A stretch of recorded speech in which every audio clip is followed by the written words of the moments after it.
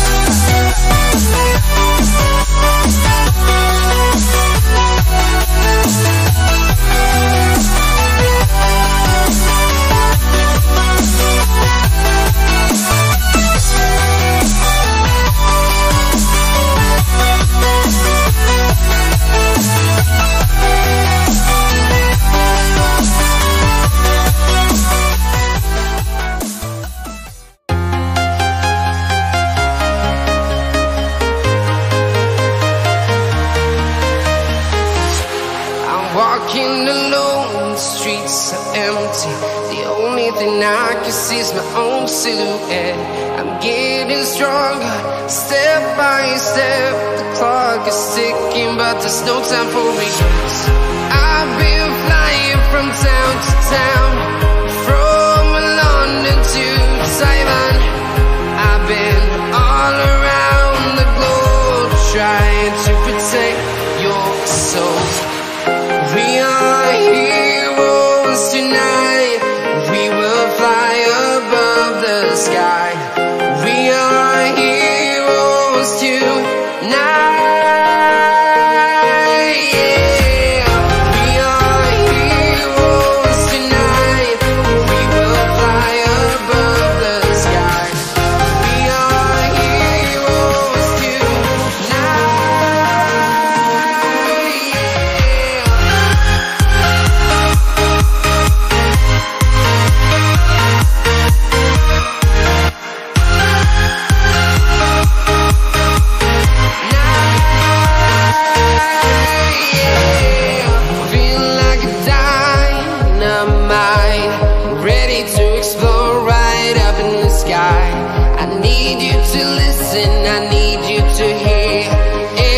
Show any fear.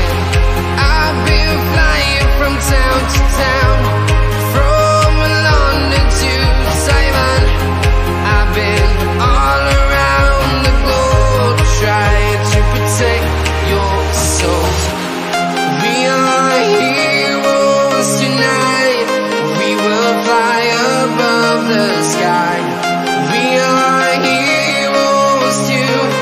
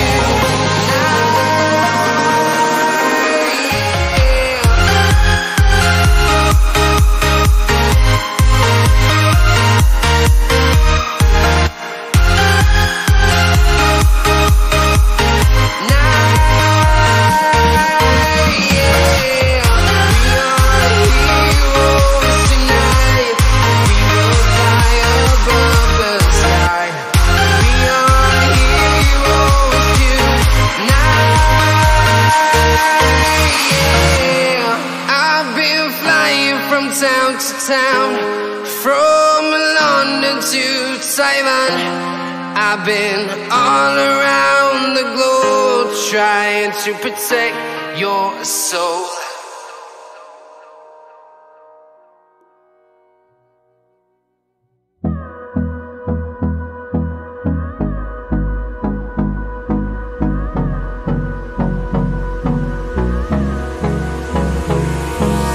Hold me close till I get up. Time is barely on our side. I don't wanna waste what's left. The storms we chase are leading us, and love is all we'll ever.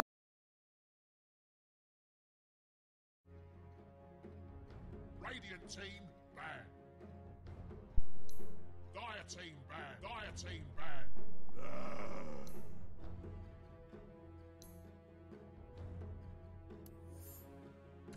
Good evening, ladies and gentlemen, boys and girls. This is your boy Latre coming to you live, and this is the ELSA Season 1 qualifier, and it is proudly hosted by Esports League South Africa and sponsored by none other than Ignite Gaming Hardware and Accessories. And it is an absolute pleasure casting for you guys tonight. We've got Villains taking on Inexorable Sins, and something very special for those guys that are watching us online. We will be having an interview with none other than Travis Waters, aka Castaway, our very own South African, making it overseas, and that is definitely not an interview to be missed. So stay tuned, it will happen during the course of the live stream.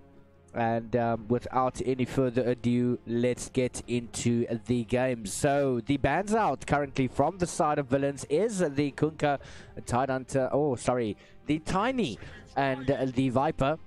And on the opposite end, the Inexorable Sins have taken out Grimstroke, the Centaur, as well as the Lich. And the very first pickup for tonight is the Sven, who has made it through almost 99% of the games. He's played absolutely phenomenal. Quite a good couple of changes made to the hero. And definitely a nice pickup from them. But Inexorable Sin says, no, we want the Dazzle. Are they going to pick up the Axe? He is still available. Dazzle Axe combination, pretty potent if I have to say so myself.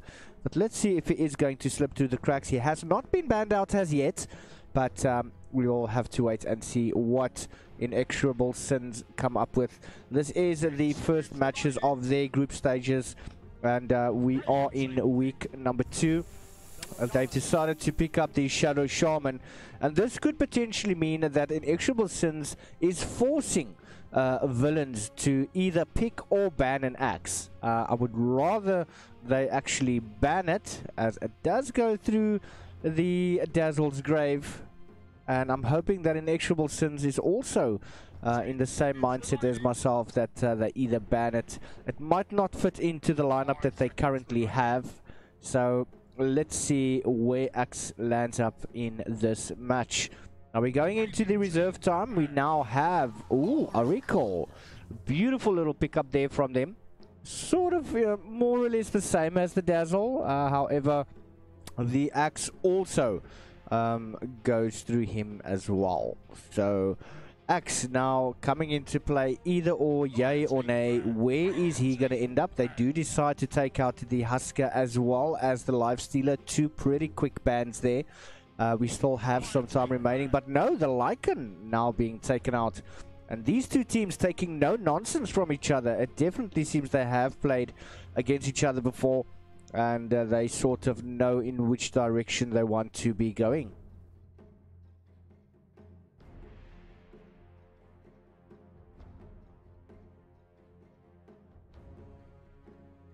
Seconds remaining. 5 seconds remaining.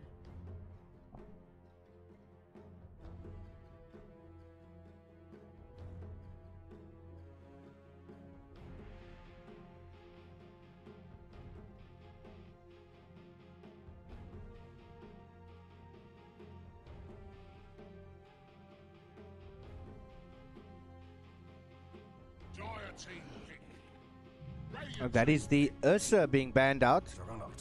And Juggernaut, another appearance here.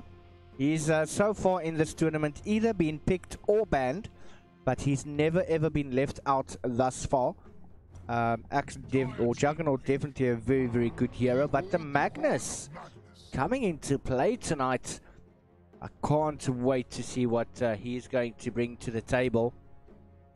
I do love a good Magnus. He brings almost the same excitement as an Enigma Black Hole.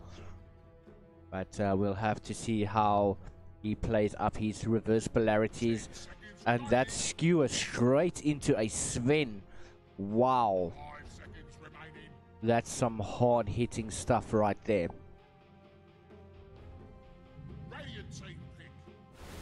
Tidehunter, haha, finally making his appearance here tonight.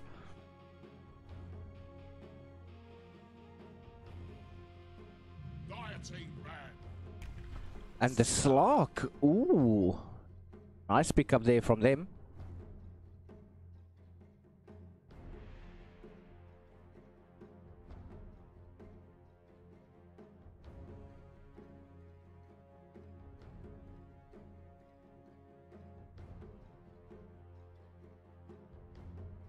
Seconds remaining.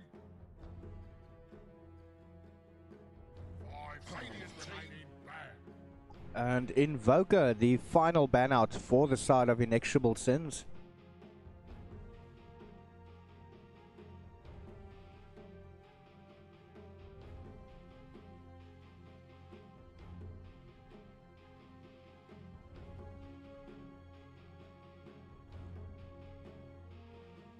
Villains, they've got more than enough time to make their choice, but they have decided to ban out the Obsidian Destroyer. And they still have quite a bit of time with their last pick as well. Still have their reserve time.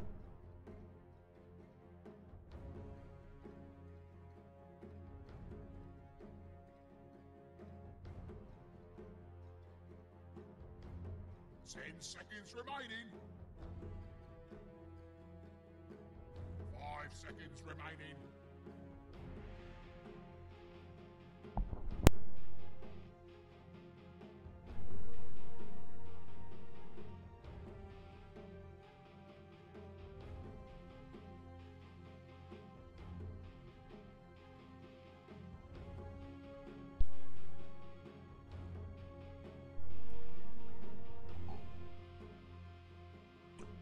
They're definitely taking full advantage of the reserve time that they have remaining. Still a minute and 40 seconds to go. Dire team pick. And they have decided to go for the Timber Saw. Nice tanky little hero there. Now Inexorable Sins with their final pickup.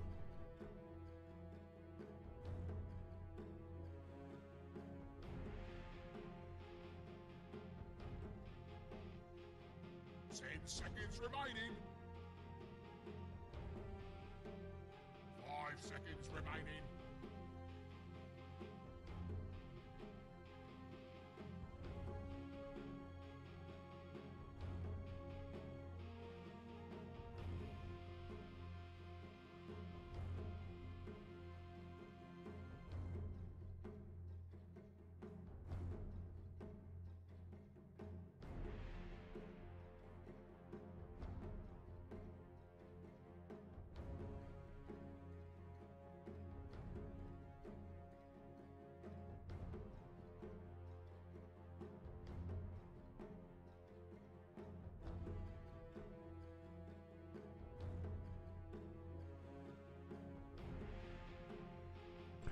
Going up to 55 seconds of the last of the reserve time remaining.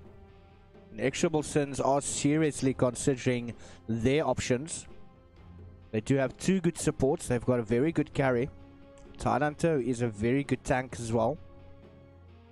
They need to go for a mid lane hero right now. So they do still have the option of going for a Shadow Fiend, which could potentially work well. They've also got the option of maybe going for a Terrorblade, which might throw a lot of span in the works, or a Sniper. But they've decided to go for the Monkey King. And that is your lineup. Villains going up in Inexorable Sins in the ELSA Season 1 qualifier, sponsored by Ignite Gaming Hardware and Accessories. That is your Sven, Oracle, Magnus, Slark, and Timbersaw going up against Dazzle, Shadow Shaman, Juggernaut, Tidehunter, and the Monkey King. And we'll be back right after they load in.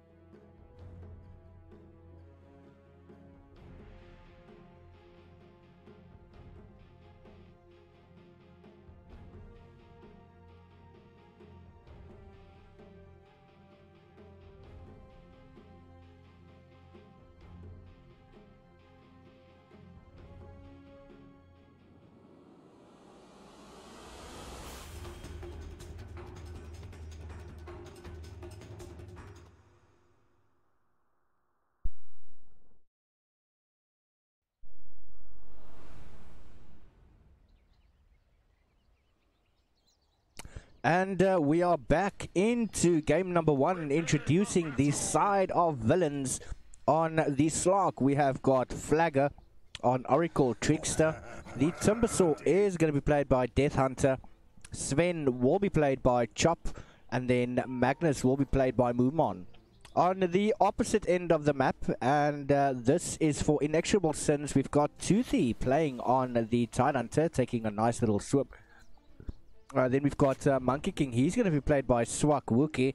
On the Dazzle, we've got Skystorm. Juggernaut is going to be played there by Stacy Jax. And then finally the Shadow Shaman by Ice Queen.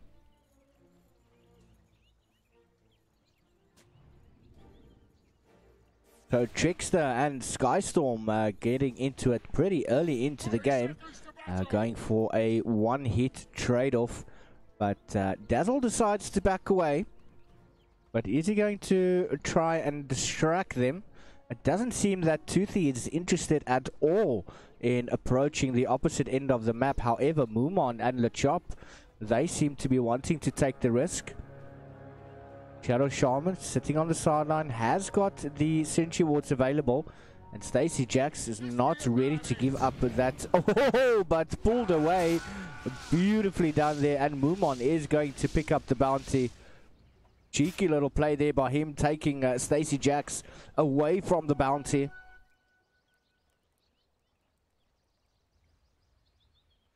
Shadow Shaman does have the shackles available. Potentially waiting for the courier to come past.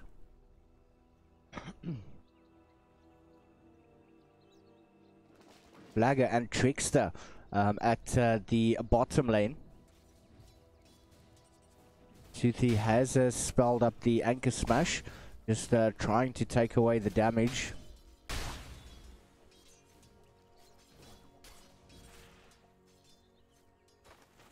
Skystorm hasn't skilled any spells yet. Flagger taking a little bit of damage there.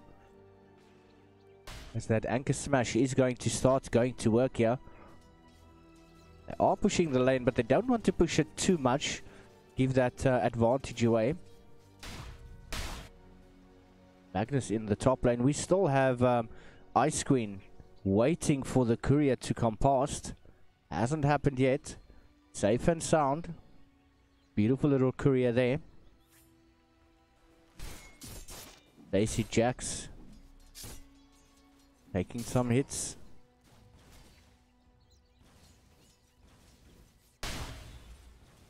That Anchor Smash is doing quite a bit of damage there.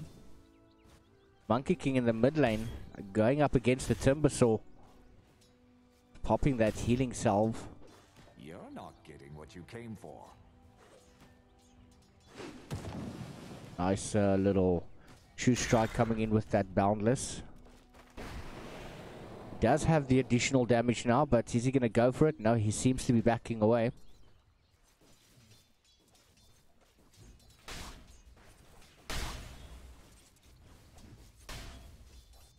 Juggernaut in the top lane taking quite a bit of damage, but Ice Queen just distracting them long enough for Stacy to pop that healing salve, regen some much needed HP.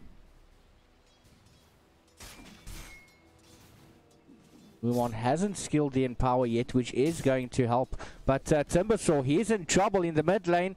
Wookie, have we got the strike available? No, we don't. And is Death Hunter going to be able to turn this? He doesn't have any mana available. And yes, he gets the first blood. He played very, very well there. But now LeChop looking to pick up the invis.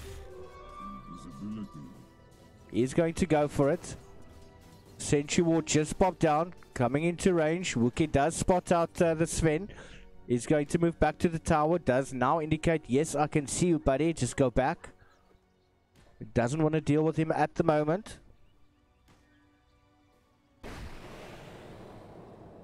I don't think so. At the top lane, though, Ice Queen going up against Moomon, trying to get into the tree line just to get enough seconds of lost vision on himself.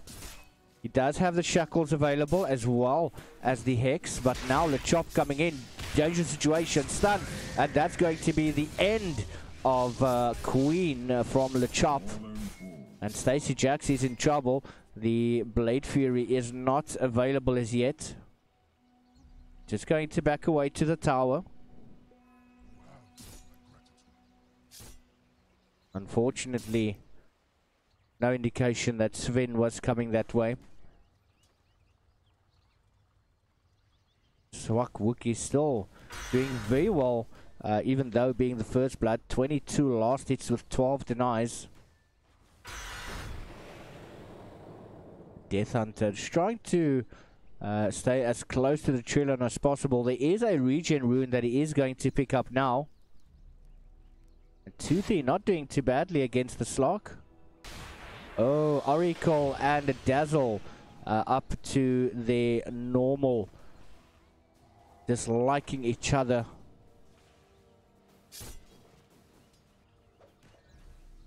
And Wookie is not going to go down or underneath that tower.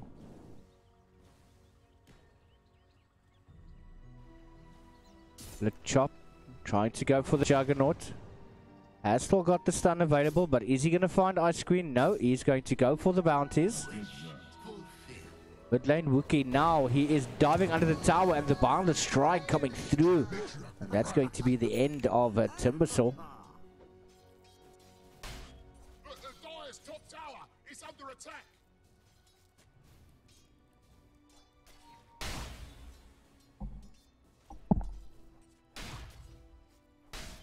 Skystorm and Trickster going at it again.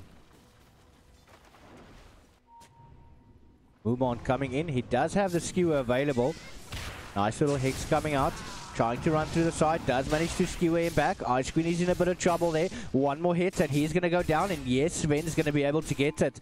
We don't have the Blade Fury available on the Juggernaut. He's going to retreat back to the tower. A cheeky little turnaround there. Just showing Sven, I'm not scared of you. But Sven is just going to back away.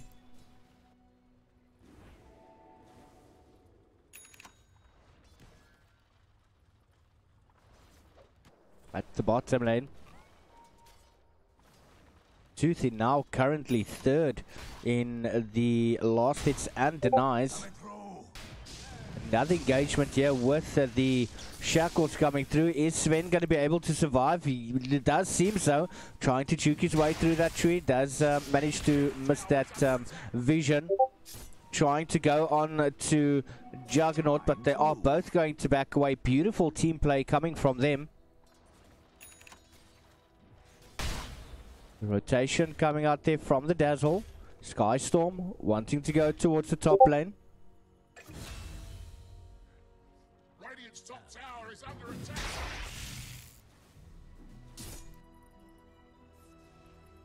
The pulling is starting there from Storm. Radiant's top tower Wants is to under try attack. and get his team that additional golden experience. But we've got the rotation coming out here from the chop. Wanting to go on to the Tide Hunter.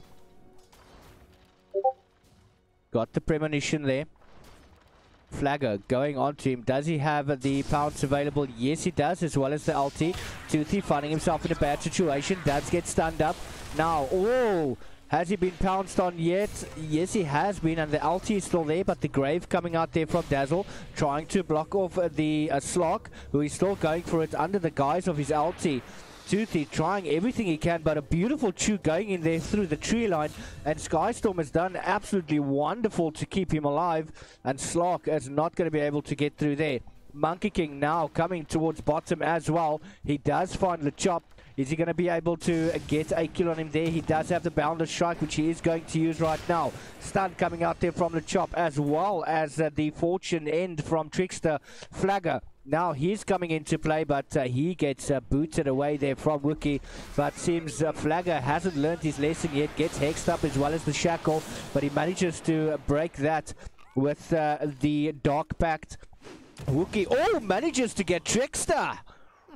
Beautiful play there coming in from him. And inexorable, they are guarding each other like absolute gold. Toothy coming in now again to save his teammate, the Dazzle. LeChop, he is there, doesn't have much mana available, does have one stun, pops the war cry. But while that's happening in the mid lane, we do have the Timbersaw Death Hunter, who's in a world of trouble there. One more hit from Swak. He's going to try and deny himself, but unfortunately it didn't work. And Wookie is going to get a killing spree. Beautifully played there by him, and unfortunately Timbersaw just couldn't deny himself.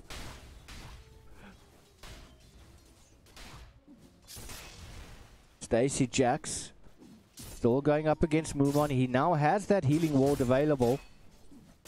35 seconds before reverse polarity comes out. That is the Blade Fury skewer from Mumon, trying to get away there. Back up to Stacey Jax. He has got that Empower active, but it seems now Wookie is going to find himself in a bad situation. They are going to try cut down the trees to get that 4-second stun, but unfortunately he is just too quick. Getting off the mark. Stacey Jax, he's in a world of trouble. We don't... Oh, Shockwave was on cooldown, but he didn't need that. Ice Queen trying to go and move on. He should be able to get the shackle off. He does go for the Hex first, slowing him down. Beautiful shackle caught from the skewer, but Mumon just in time manages to get that. Now Swak picking up the bounty, also trying to go for Mumon. He doesn't have the Boundless Strike available, but he should have the vision when jumping down a tree or up onto a tree. Yes, Boundless Strike coming out. Skystorm is there. Poison Touch as well, and they're going to manage to get down Mumon.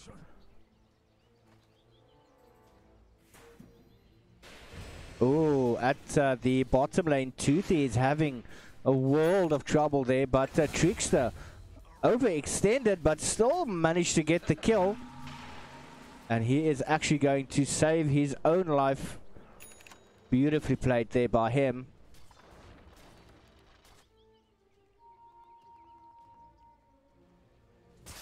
Stacey Jax going back to the farm, building him up towards that Hand of Midas, using the Blade Fury very effectively just to work those creeps away. The chop still there.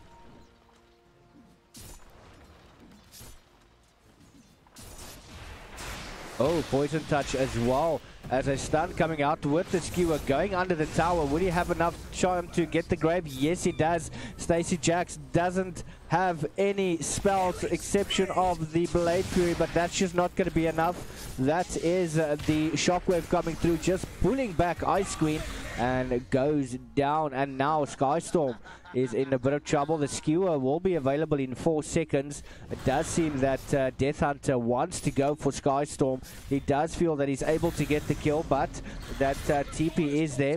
We do have Mumon trying to get into the fight just to disrupt the TP, but unfortunately he's not going to be able to do that.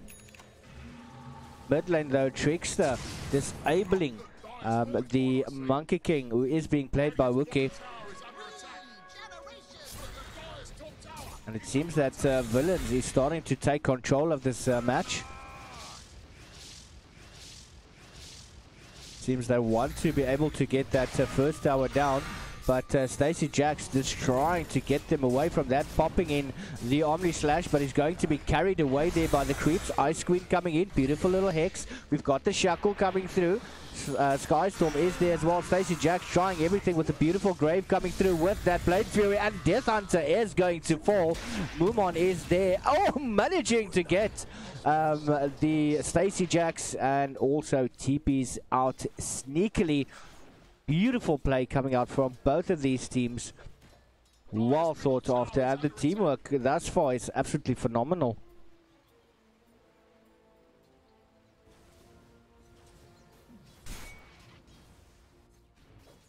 Oracle just trying to push out that mid lane.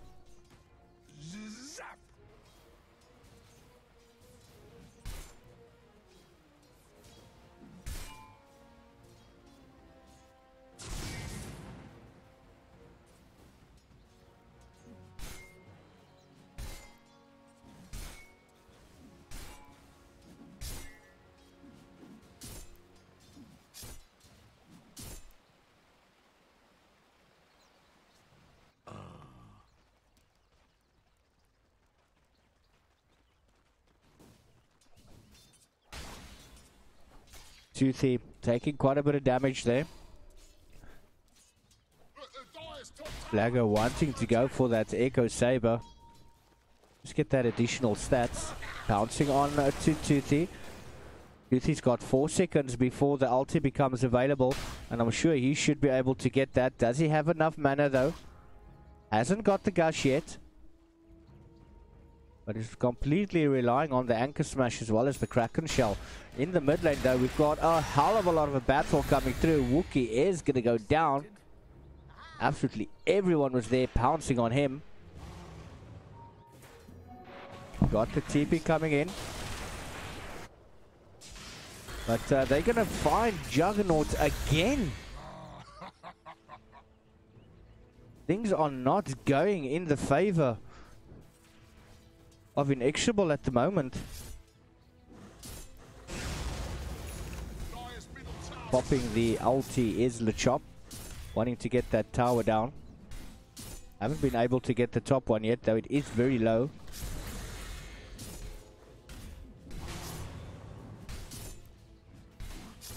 That is the first tower to fall 14 minutes into the game. But Flagger going up against Skystorm, popping that grave very, very quickly. We do have the Ravage available. Does get popped. They're all bouncing onto Slark. He's going to fall. And Mumon says, hell no, I'm not going to stay there. Radiant's top tower is under attack. They jumped onto him very, very quickly.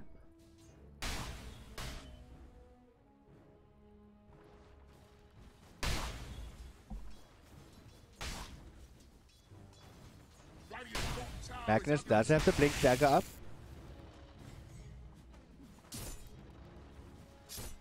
Just trying to get as many last hits as he possibly can. Radiant's been fortificated. Don't waste your time. Dire's top tower. Fortification of the structures. And they're pushing tier 1 top, tier 1 mid. Mumon is there, does get caught in the Bounder Strike. Wookie decides to cancel the Wukong's command. Top tower has gone down, and a deny actually going in the favor of villains. Oh, I love this part. Ice Queen is there. We've got Skystorm. GT going in. He's got 70 seconds before his ulti becomes available. But we've got Swak Wookie joining in the fight as well. They really want to get this tower down. We've got a nice rotation coming through. That is from Slark as well as the Magnus. But it does seem that they're thinking twice about this one. TP coming in there. That is from the Oracle. We've got Death Hunter there now as well. Are they going to be able to deny another tower? Sven coming into play. And we've got the entire team of villains down at the bottom. Forcing those mostly TPs in there. They decide to go either towards top. They cannot TP there. They're going to have to run all the way there if they're going to want to catch up. But Death Hunter, he is not scared at all, marching in any direction he feels. Poison Touch coming out from Dazzle.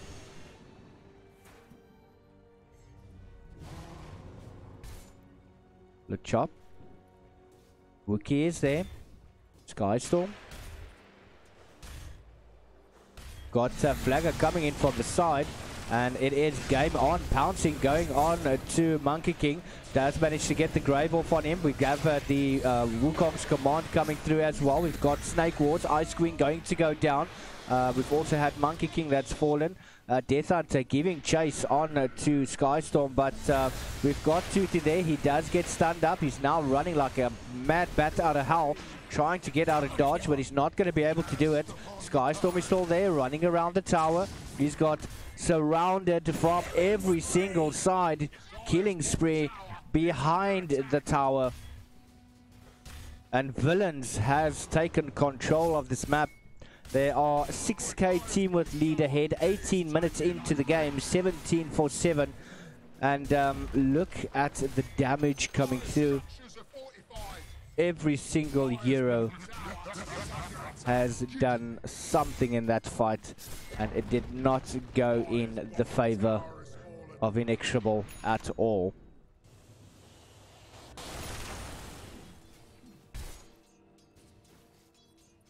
Do have Wookiee coming in. Ice Queen. I do feel that the Shadow Shaman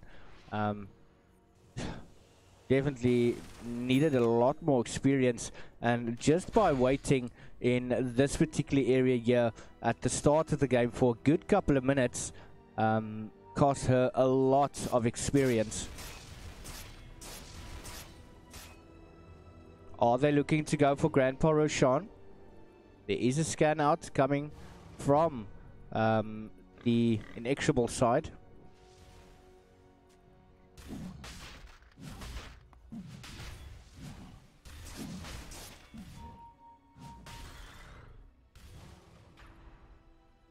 They see seemingly building into the Maelstrom. Ward coming down from Ice Queen.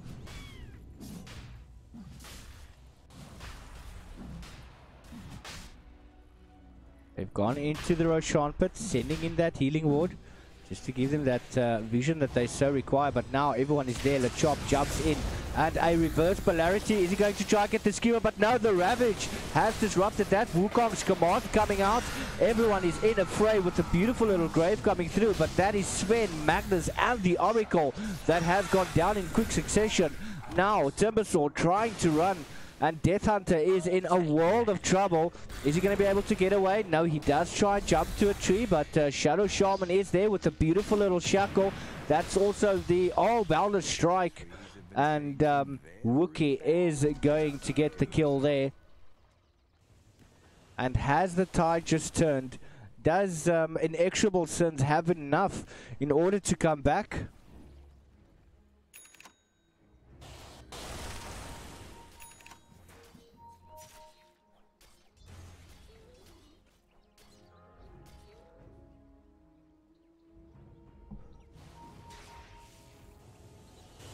What a fight that was. Flaka going on to Toothy.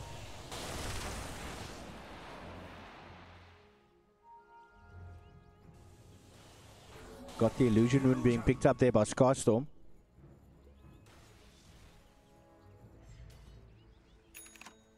Just looking at the team net with Slark is leading, but not by far. That's closely followed by Monkey King.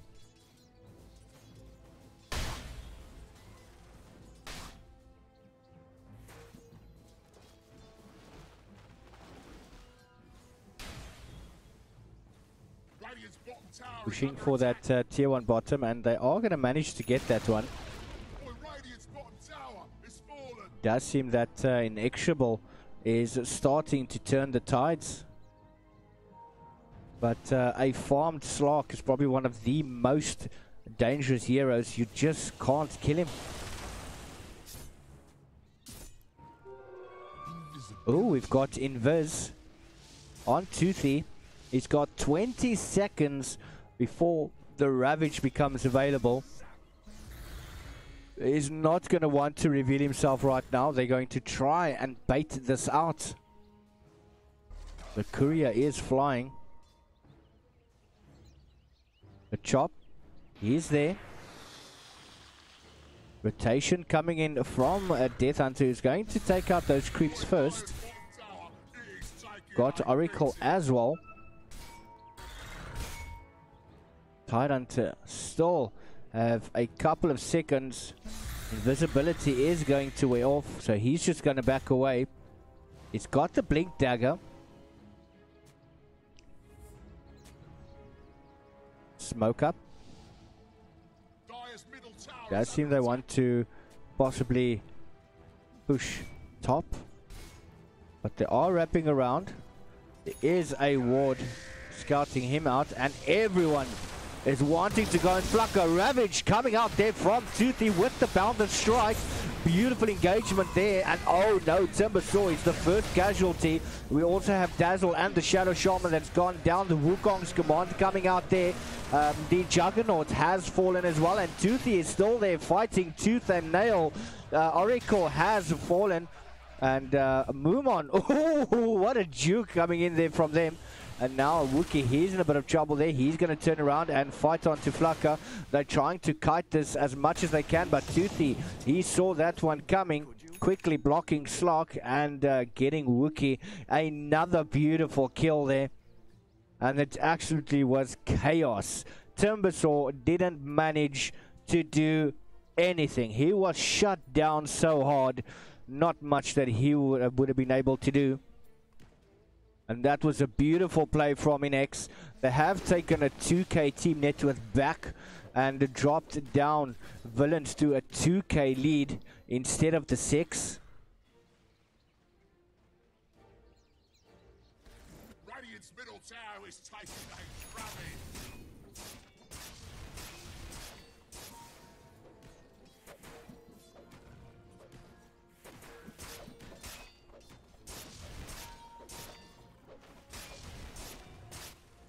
Seems they've taken a bit of a break from fighting at the moment. 20 to 14. Almost 25 minutes into the game.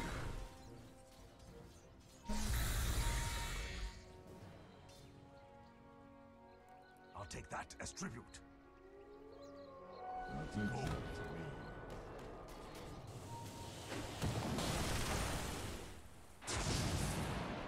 Oh, Wookie quickly just dodging there, but he does have the BKB. He's in trouble though, taking way too much damage, even though they can't use any spells on him. But Mumon is going to get the kill, chasing down Toothy. He gets skewered back. He's in the world of trouble, changing direction, but he is unfortunately going to fall down, even though it takes them so long to do so. Even when he's on his last, he still manages to tank it out. Dire's bottom tower is under attack. But Villains, they are still not giving up. They've got their 6K team net worth lead back, He's taking a beating. doing everything they can. Dire's bottom tower has crumbled to the dust from which it came. It's the fate of us all. Dire's bottom tower is under attack. Beautifully played there. But we've got an ELSA coming out there. Lakewards being popped down as well, and Flagger, he's going to run. Mumon as well. Timbersaw at the top lane. Top tower is under attack.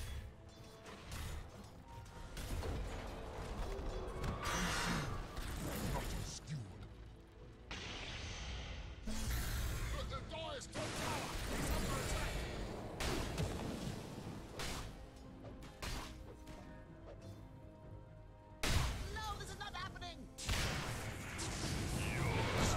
Oh, beautiful, beautiful.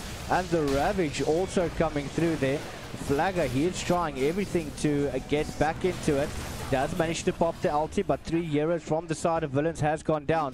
Flagger, he's in trouble. Does get Boundless striked up there, and he manages to pounce. But is that going to be enough to actually get away? They also focus their attention onto Magnus, who is going to skewer out and giving Slark just enough time to get away.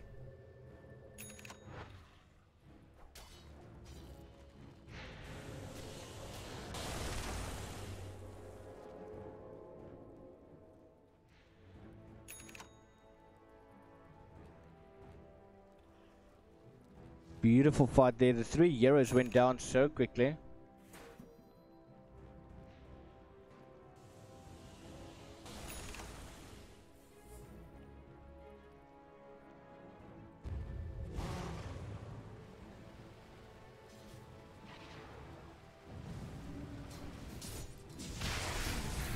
Another engagement there. Monkey King trying to fight his way out there. He is surrounded by villains. But he doesn't seem to be going anywhere. They want him so badly.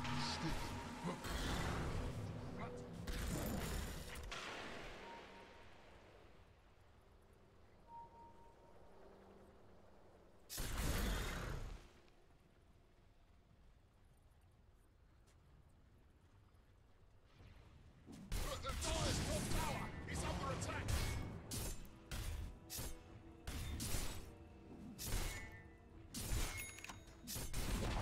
seems that Villains has got their second breath.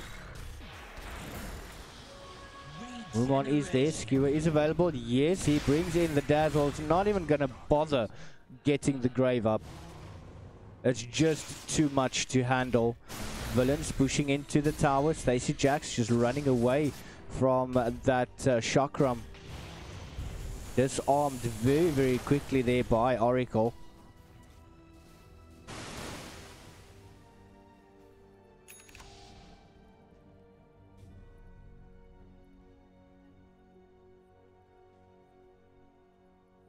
And they are backing away.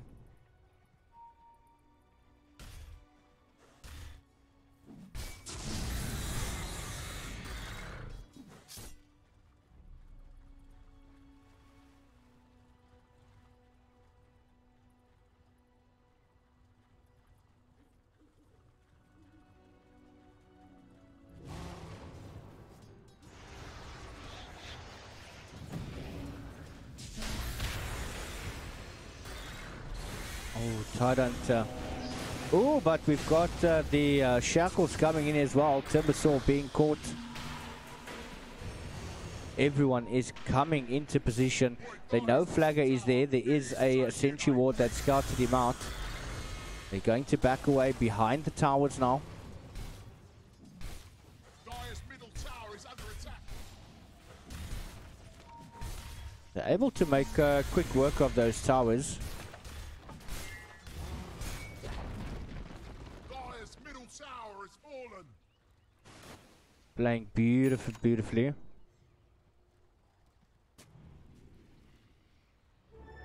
Double damage.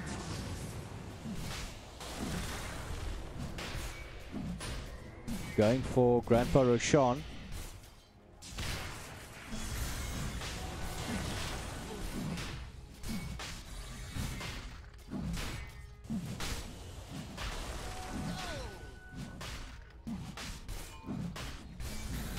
Oh, just behind. Oh, we've got the Ravage coming in from Toothy with the Boundless Strike. And, ulti as well. Mumon hightailing it out of there. Trickster, unfortunately, has been left to fend for himself. And now they're going to take down Grandpa Roshan. Everyone's beating down on the poor old man and nobody knows why. But he does leave you a beautiful little gift. And that is the Ages of Immortal, which is going to revive you if you are going to die, and that is something that they don't want at the moment. They want to keep it as long as they can. Slark is coming in. We've got the Sven is going to start smacking away. Wookie has managed to pick up the Ages of Immortal, and the deaths are happening. We've got Sven as well as Oracle has died earlier, and they have cracked up the pace.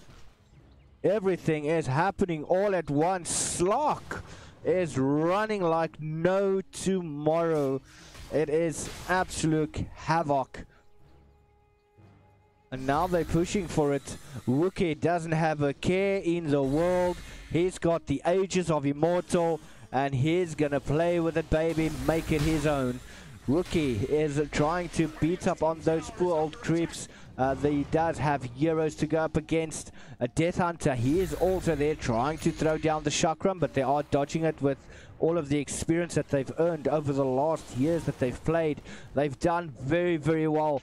Absolutely amazing. Timbersaw, he's waiting for the right opportunity with 16 charges in the Bloodstone. And now is he going to try and go in there?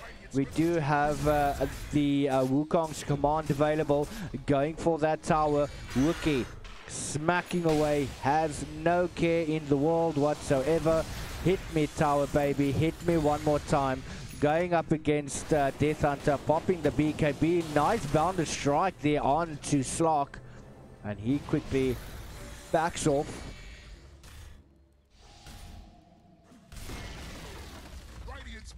Doing very, very well there. Radiant's bottom tower is under attack. I'll take that as tribute. And they backed away, decided not to go in for the kill. They do have a tower to contend with.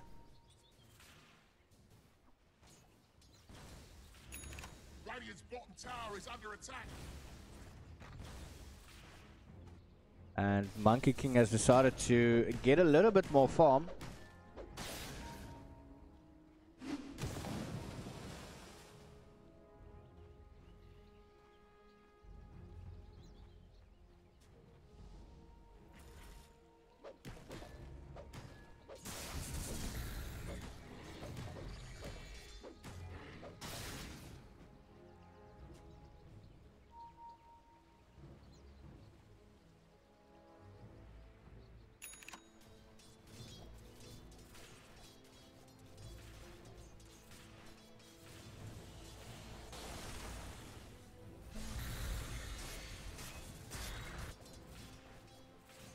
Trying everything, bearing in mind we still have the Aegis of Immortal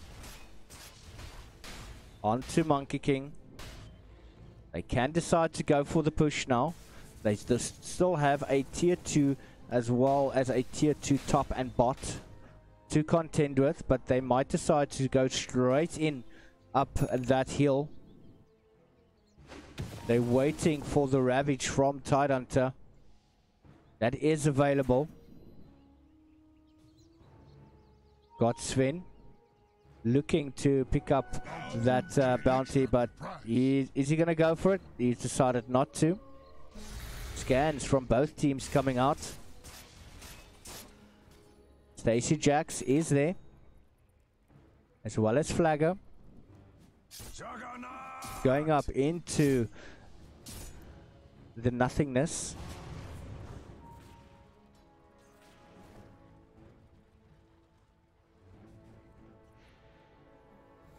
Ice Queen has managed to get up the Arcane Boots. Stacy Jax has got the Skull Basher as well. Decided not to go for the Battle Fury on Juggernaut, but the smoke is up. LeChop is on his own. Are they going to find the Slark? It does seem so. Slark is on his own. He does have the Shadow Blade or the Silver Edge. Oh, he manages to pop the BKB, and the Ravage is wasted. Beautifully played by Flagger, and this has alerted everyone from the side of villains. Looking at Timbersaw walking in there like a man who just walked out of the gym, muscles pounding, and he wants to get someone down. Ice Queen is in a world of trouble, is going to fall. Yes, Death Hunter is going to be able to get that with a beautiful little skewer. Skystorm now also going to fall. That is 2 euros down for the side of Inexorable. Now pushing towards that top tower. Toothy is definitely not happy with that Ravage that went array with the popping of the BKB, but Flagger going in does get bounded, striked up. Toothy trying to run away, does get bounced, but now look at Monkey King. He's trying to chop away with everything that he's got. Wukong's command has been activated. Trickster in the world of trouble, does manage to get a 4-star out there, and that is absolute chaos right there. Toothy as well as Stacy Jax, Wookie, they are surviving the fight, but they're doing very, very well to save that tower.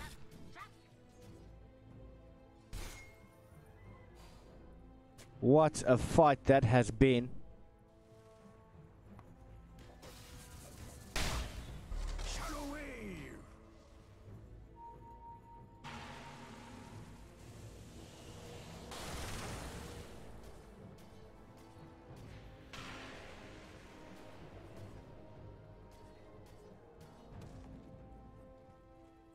Now they're just backing away.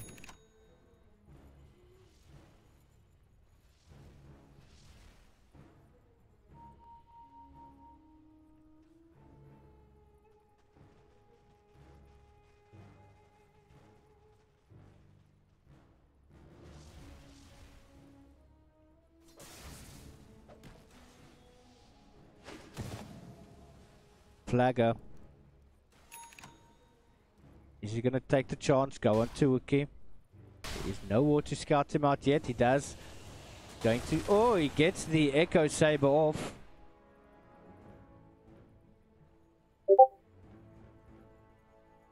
And they're just backing away again. So far, 38 minutes into the game, 27-20.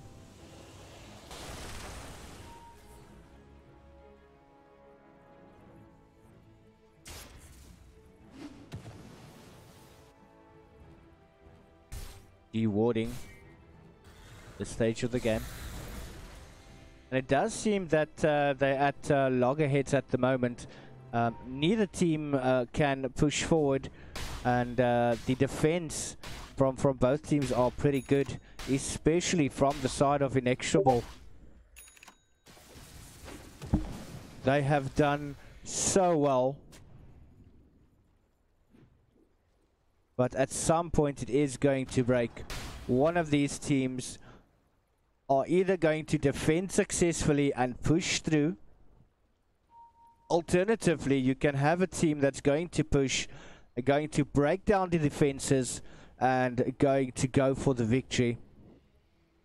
But both teams have decided to go onto each other's side of the map. And are they just going to decide to push either side? They do have the option to do so. Just a shambles. Monkey decides to go back.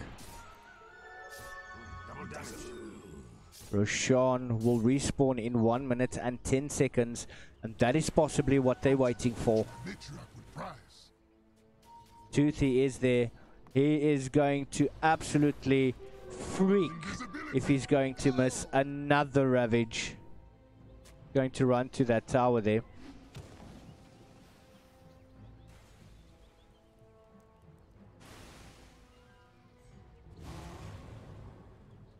Getting ready for Roshan. 40 seconds remaining.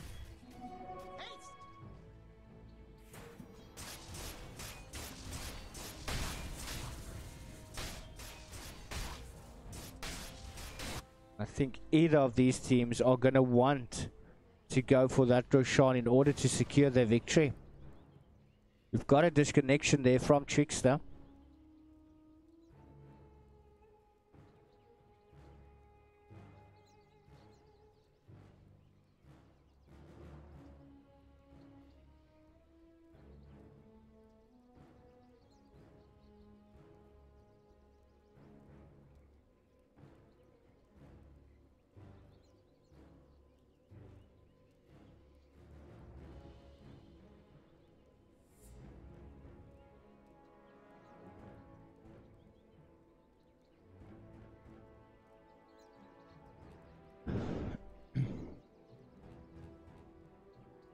Slark currently with the Echo Saber and the Silver Edge, building his way into the Eye of Skadi.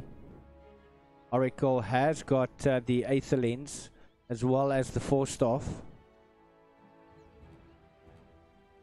Ooh, Timbersaw with the Heaven's Halberd. He's got 18 charges on the Bloodstone. Your Magnus with the Force Staff as well as the Blink and the Eel Scepter, building his way into that BKB on the Tidehunter.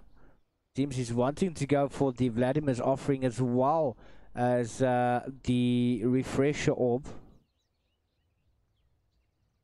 Your Monkey King has got also now the Echo with the BKB, the Yasha with the Maelstrom, going to build into a Manta style. Juggernaut with the Mjolnir as well as the Skull Basher and the Sanjin Yasha. And then we've got Shadow Shaman with the only good item throughout the entire game is that Arcane Boots. Not doing too bad at all.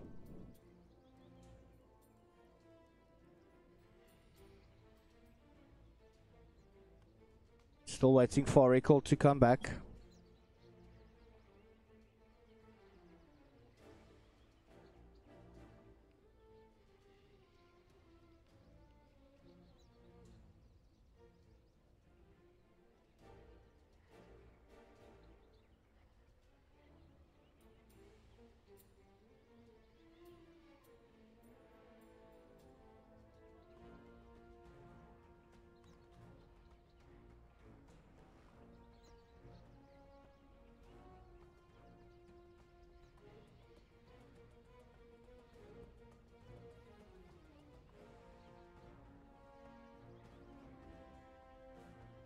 Not sure if Oracle's maybe just got a little bit of a router issue. Oh no, the power actually went off.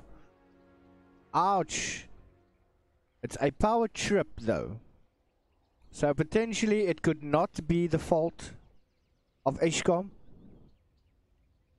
We are not ready to blame them as yet. It's only a power trip.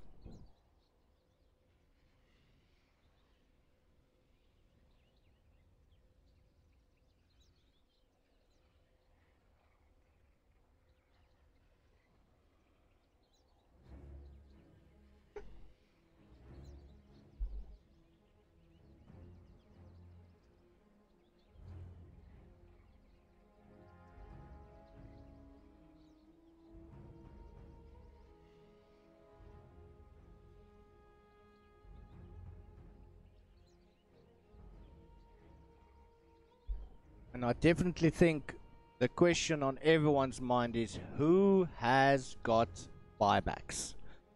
Very, very important. As you can see, Juggernaut, Stacy Jacks does not. Slock does not. Magnus does not.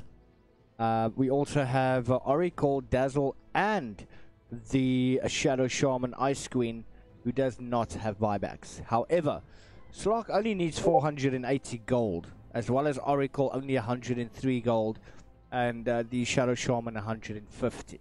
Which means at this point in time they don't yet.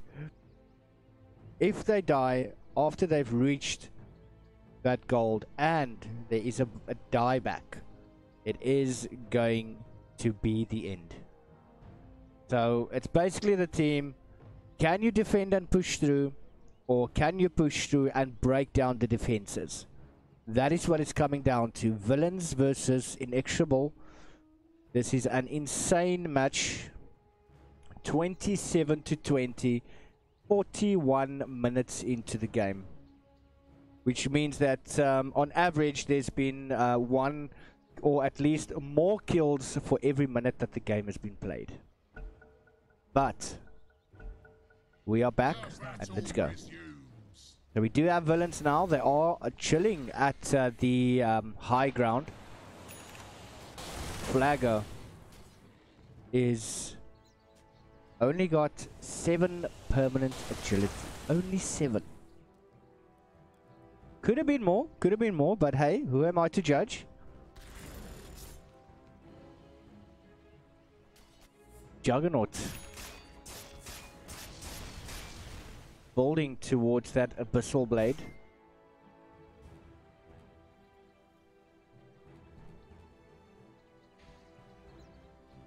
Sven with the Agnum Scepter. OMG. That is God's strength in a 900 radius for each and every team member. And that includes the Slog. That includes the Magnus. And all they need to do is be within 900 radius. But now this could be very, very terrible. He is there. He's going to very quickly blink away. Not going to get into that engagement.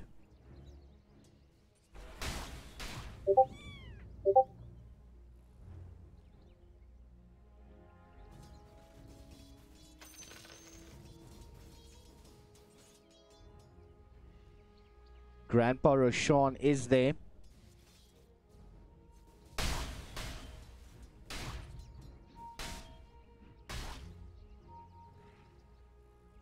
Sven has to be very, very careful. He does not have the BKB. He doesn't have any team members close to him for the Agnum Scepter to take full effect. Tower is under attack. Illusion.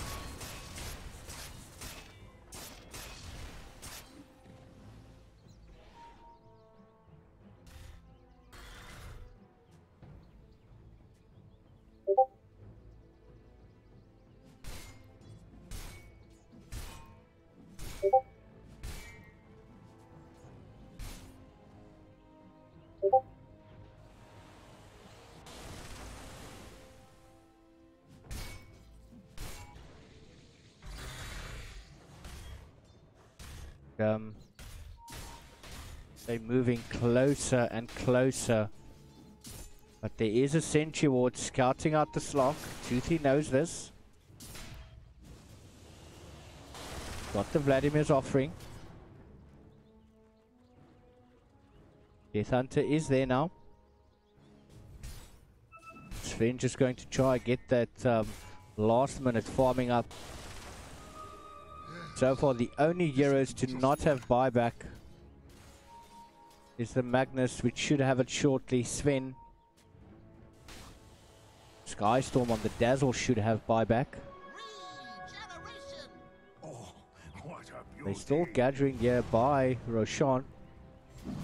We'll turn this time to our advantage. And getting a second beating during this game. Once again for absolutely no reason. It's been standing still. Hasn't agitated any of the heroes, but they do feel the need to punish this man. Got that healing ward coming in to scout. Is going to see exactly what's going on there. Now, Tidehunter is moving into position. Slark still there. He and Sven is the only ones there, but the BKB being popped there by Sven. Absolute chaos. That is the Monkey King with his ulti. Oh no, Tidehunter as well as Slark has fallen. Magnus taking a hell of a beating, and he does buy back, and so does the Oracle. And the Tidehunter also buying back with the Slark, and everyone has bought back. We still have some left, but those are 3 big heroes, or 4 big heroes. And Inexorable has timed it beautifully. 3 heroes from the side of villains has bought back. If they go down now, wow. We've got cheese available as well.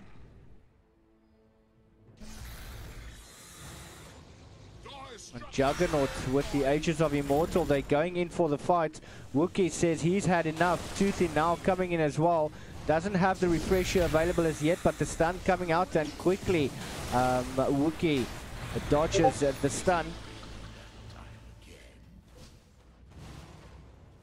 And they're just going to back away.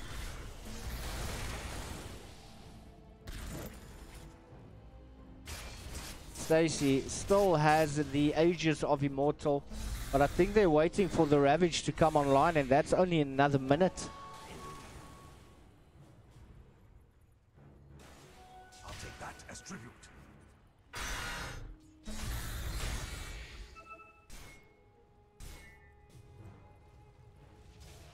Death Hunter being found by an illusion of the Shadow Shaman.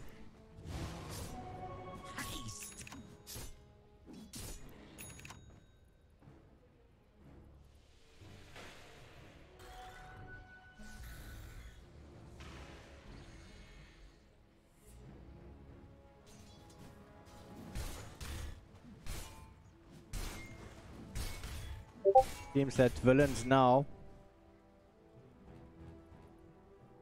they wanting to push.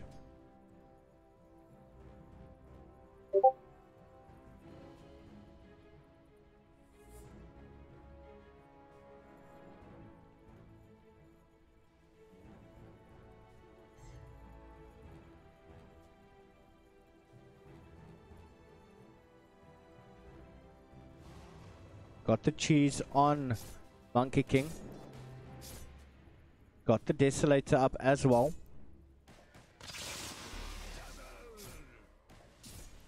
Are they going to want to push this through? Lechop has got a TP scroll. From the side, we do have Magnus. He's going to be caught.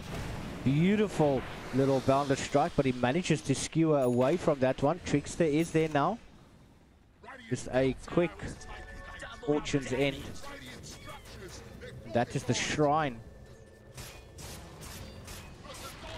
Going for it now. We've got Sven in the top lane, but I think all action is going to be here down at the mid. We've got the beautiful RP coming in with the Ravage from the Tidehunter, and absolutely everything seems to be going wrong Magnus does not have the buyback available, and that's very, very bad for them. Just fighting within that Wukong's command. Still having the Ages of Immortal up. And Toothy managing to save the melee barracks. Oh, jumping in, beautiful. The chop is done very well, but Skystorm popping the grave does get bounced on there by Slog. Not able to go anywhere, but he is going to go down. However, Dazzle still has buyback, and they are fading.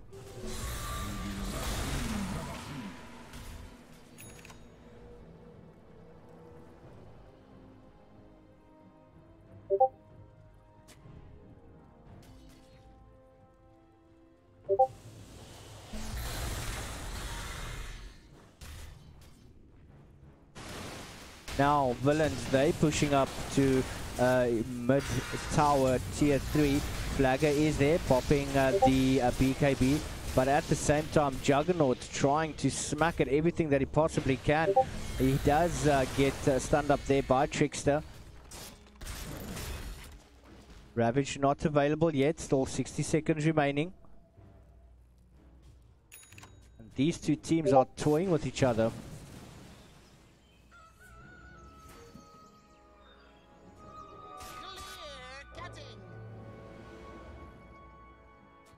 13 seconds before Magnus comes back online.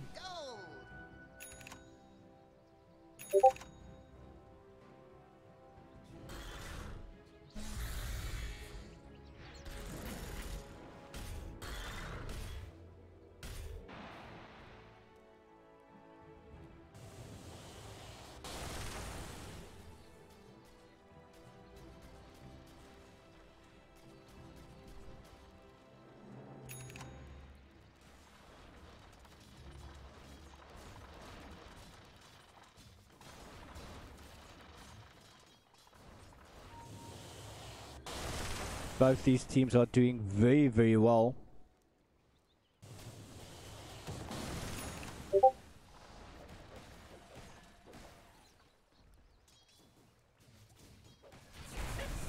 Flagger going on to Monkey King, does try to tip it out. Yes, just manages to get out there.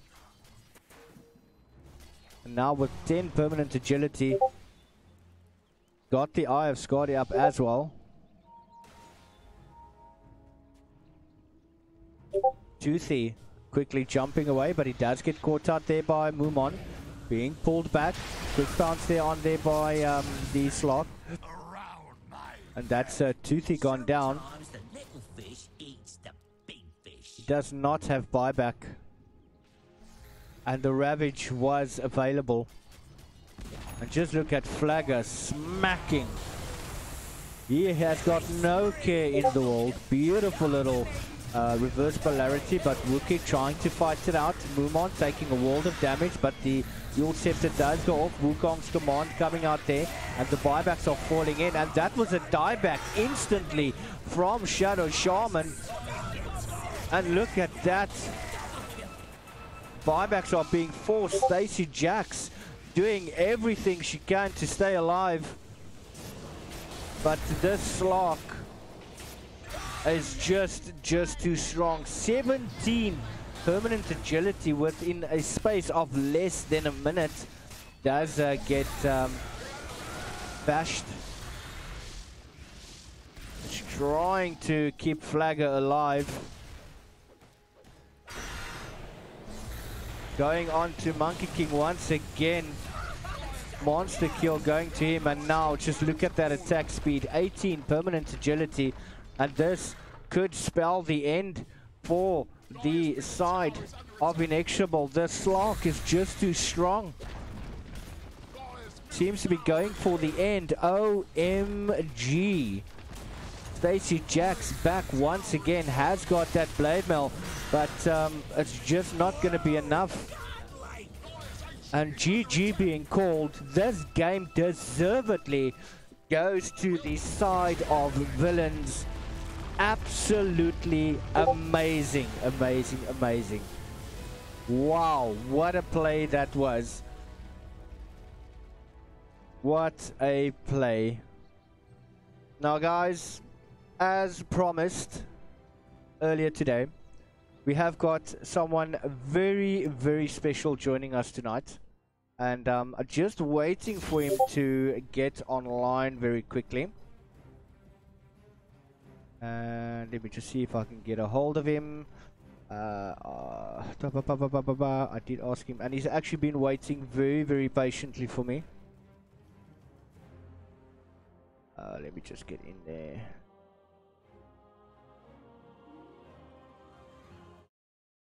Going to see if I can get him in.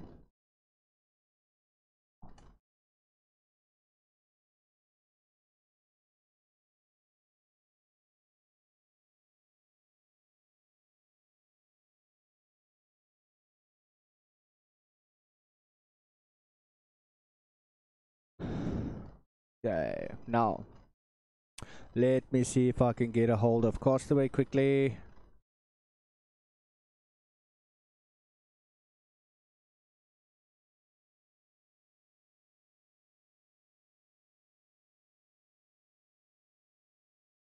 The game obviously took way longer than it was supposed to.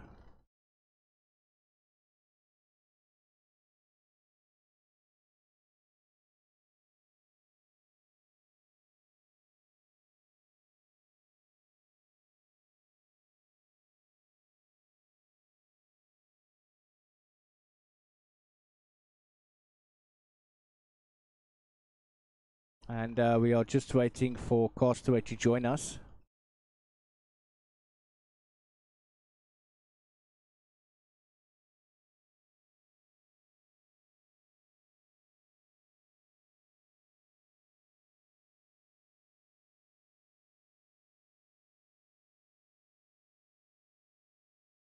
Right, so he has asked for a 5-minute break. So we will be back in about 5 minutes, so do not go anywhere.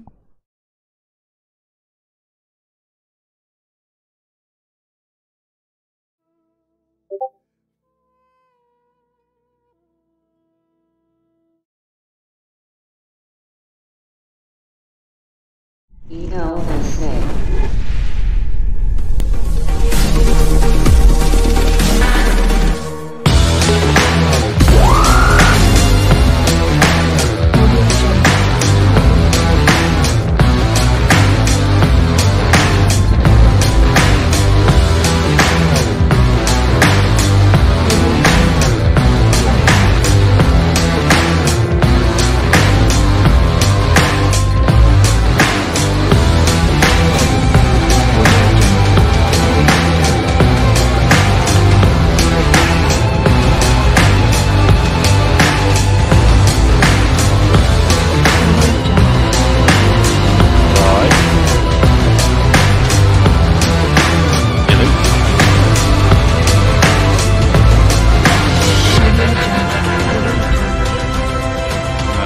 Where RT? Let him just join a open voice channel and move him in.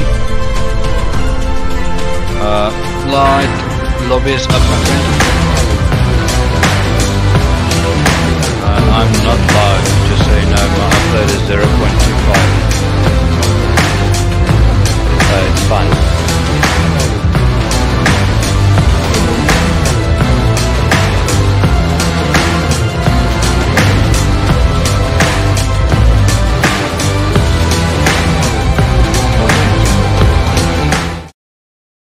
There we go. Okay. Shot light laat weet my so reg is die dames is almal reg om te speel. Okay, ek sal vir jou laat weet sodra ek sien hom nie op die Ek sien hom glad nie op Discord nie. Net op general gaan nie. So I can't join the room. Ja, maar ek sê vir hom, join net 'n random channel daar jom. Okay, perfect. Yay! Castaway, the man of the hour. Hello. Let me just change your volume. There we go. Awesome. Okay, so you can hear me. Hello. Yes, Castaway. Ladies and gentlemen, as promised, and I know I've been ranting and raving about this most of last week, Joining us tonight is someone very special. It is a South African player who's actually made it into the international scene, and it's none other than our own Travis Castaway. Travis, welcome. No, thanks for having me. Awesome, and I do have to thank you very much for taking the time out of your busy schedule to come have a couple of moments with us, just so that we can get to know you better and promote the esports scene as a whole. Now, I'm not going to waste any of your time. We do have another game coming up very shortly, but I just want to ask you to maybe just introduce yourself and who it is that you're playing for in the Philippines. Okay. Well, firstly, it's not the Philippines. It's Indonesia. Quite my close, bad. but that's fine. That's fine. I'm playing for Team Aura here in Indonesia. And yeah, me myself, passed away. Been playing Dota for about 12 years now. Dota 1, Dota 2 combined. And yeah, I'm just living my dream overseas. Playing Dota full time.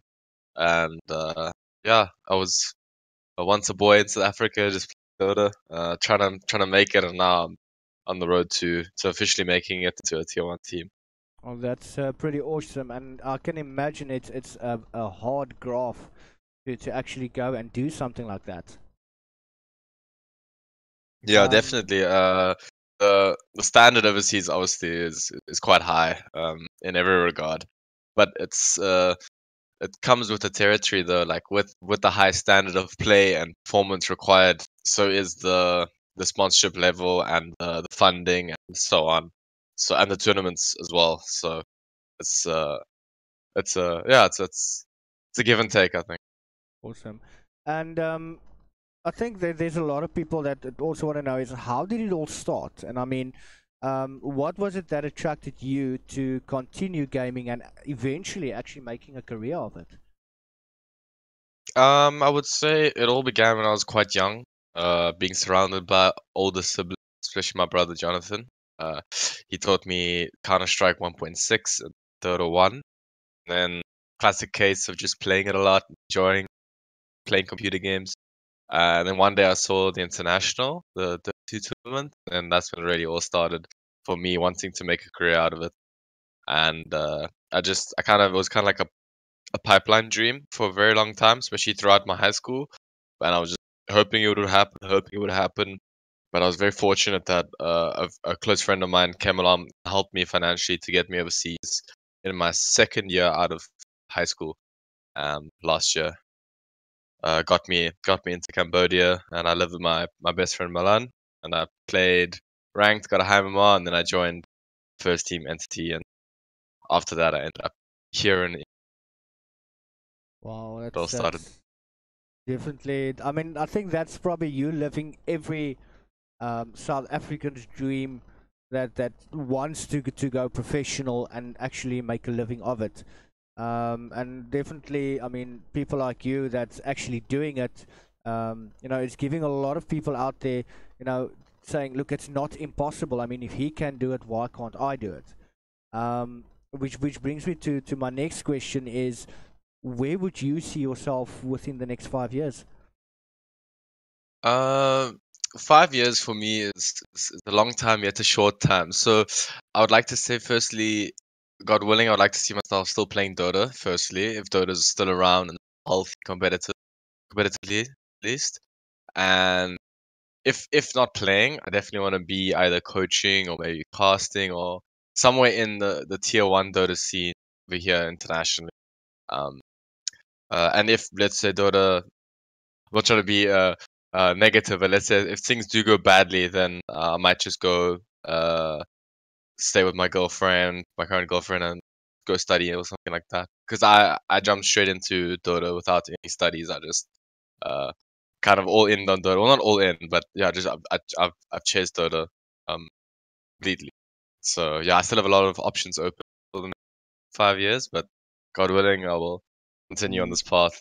Most Keep on definitely, going. and maybe you never know. We'll see at the international, and when you're there, you can give a shout out to me. Um, Of course, I will. Amen and to them.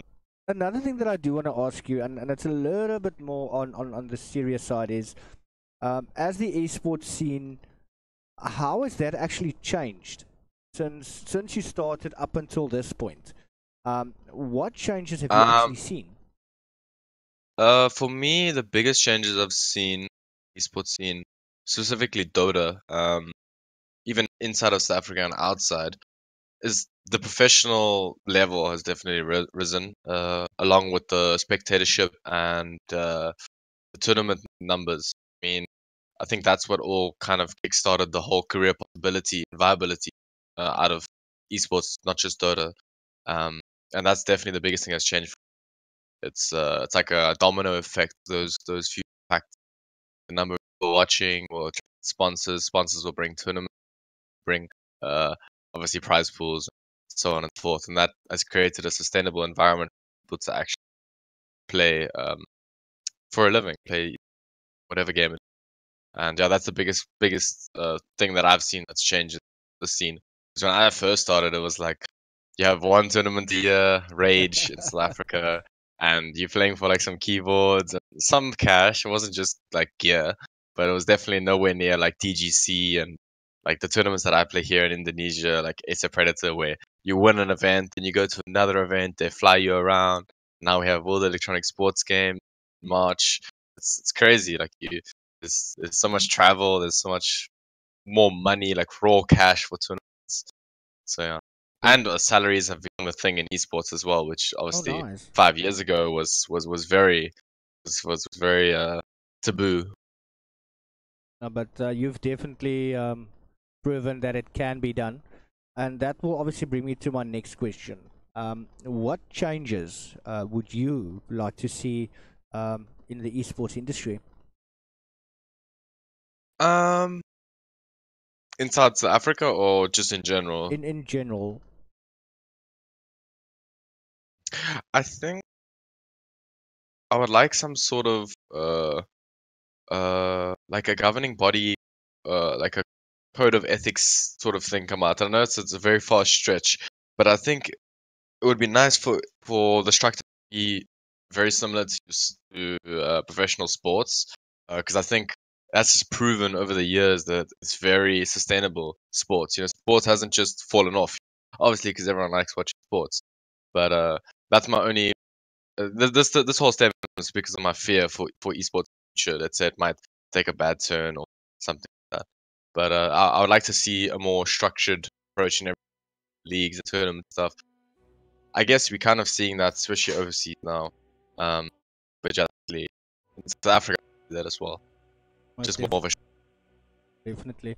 And tell me quickly, what is it that you do to relax? I mean, you can't play Dota all the time. I mean, there must be something that you do to get your mind off things. And what would that be? I like to play another game called Odu. It's a beat map game, and you get to listen to a song and you basically like connect the circles. And you have to time it. Quite fun. Enjoy doing that. I enjoy hanging out with my girlfriend. Sounds corny and romantic. Yeah, it's nice to get away from gaming with her. Because she doesn't play any games.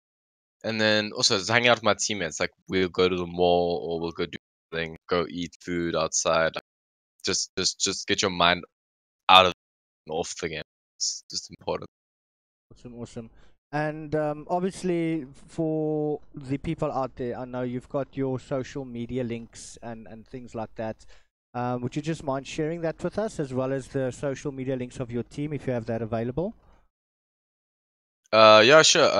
On Twitter, you can just type in Travis Castaway. I'm pretty sure I'll come up. Even though I'm not famous yet. Instagram, aura_castaway.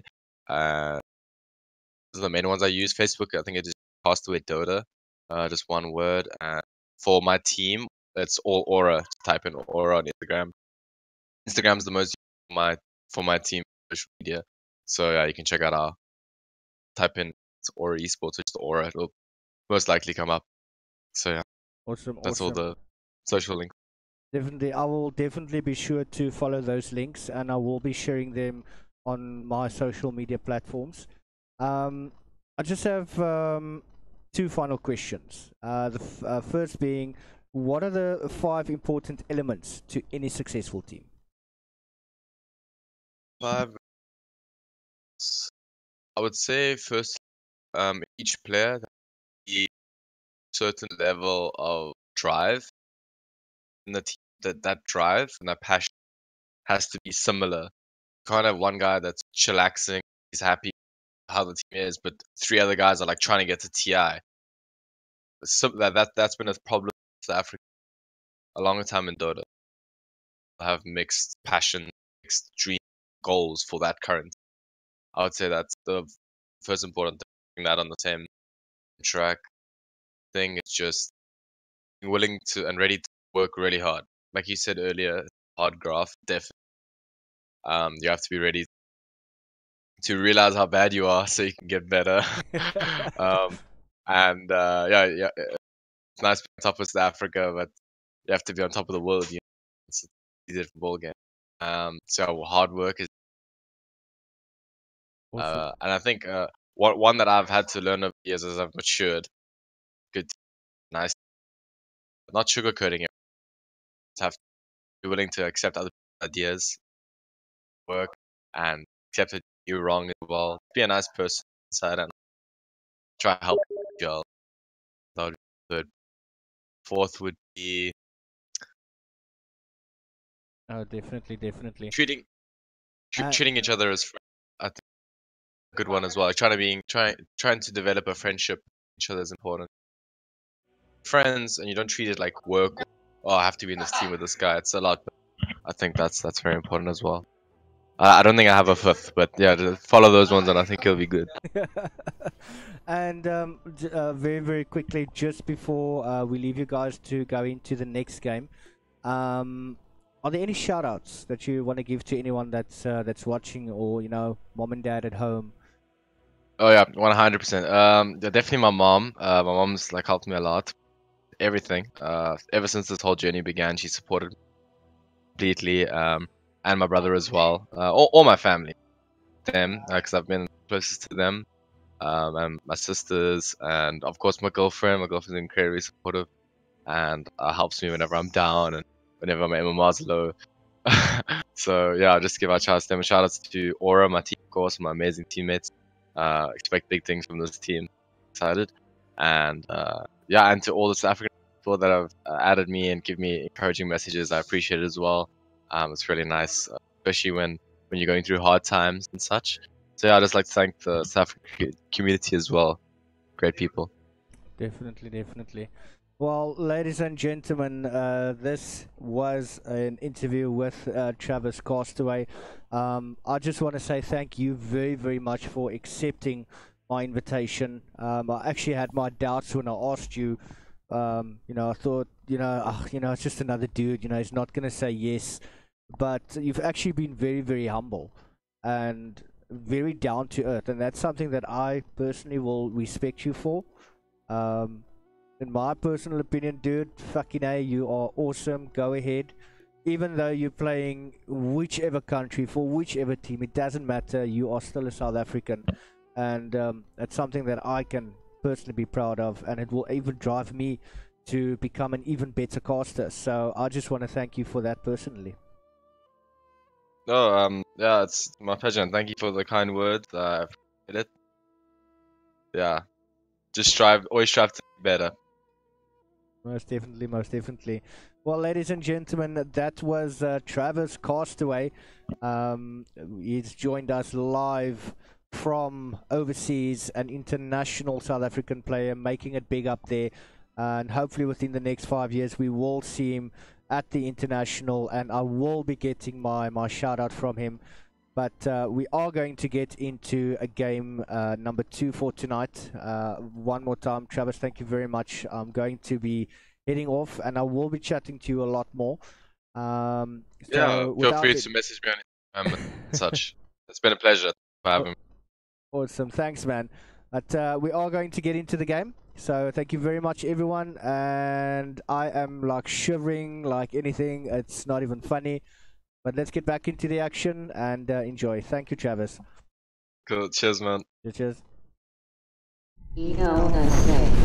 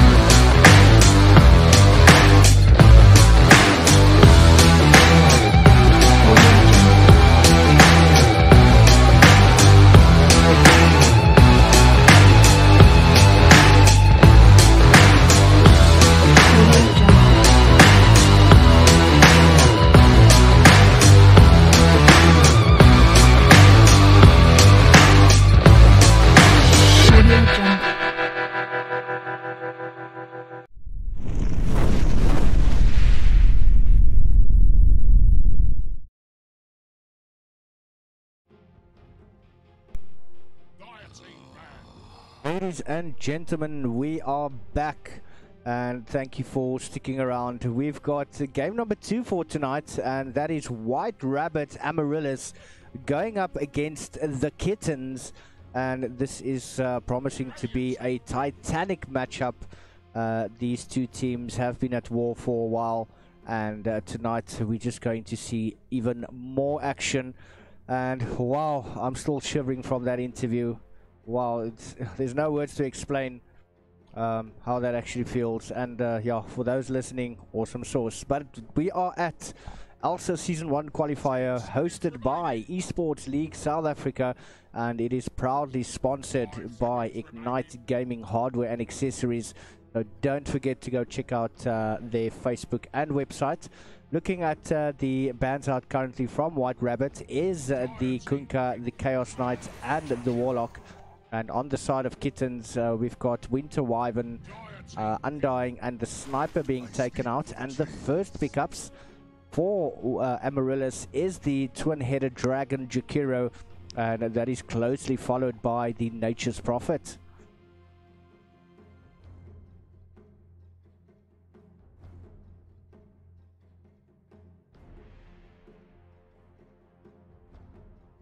Seconds remaining. 5 seconds remaining.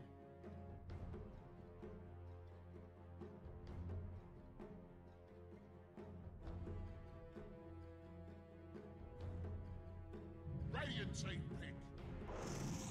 That is Ogre now being picked up by the side of Kittens.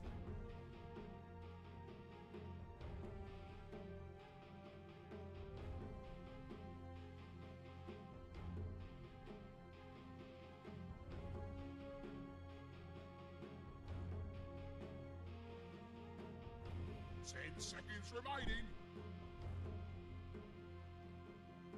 5 seconds remaining.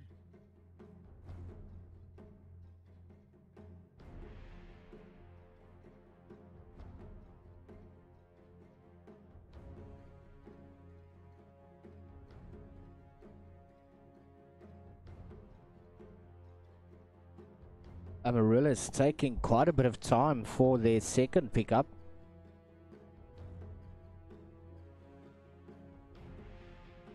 Radiant team banned. Bloodseeker. And that is Bloodseeker.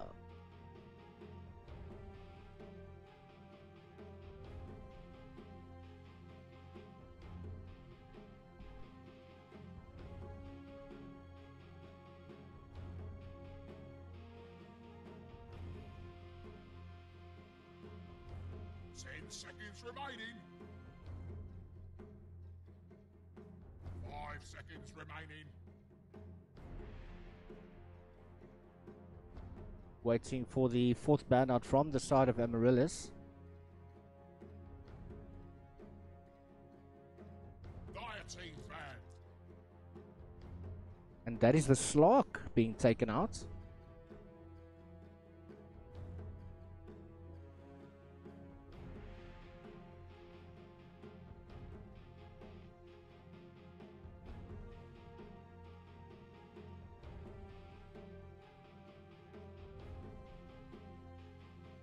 Seconds remaining. 5 seconds remaining. Witch Doctor now banned out.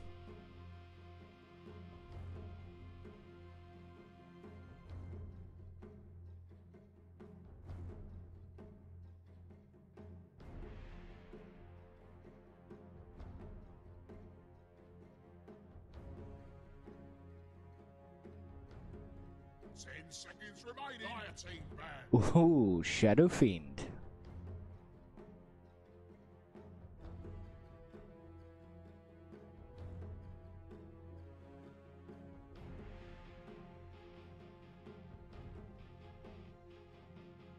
Dire team pick. Wind Ranger also now being banned out.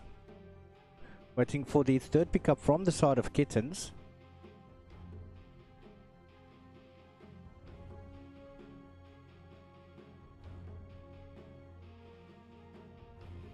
Radiant team pick.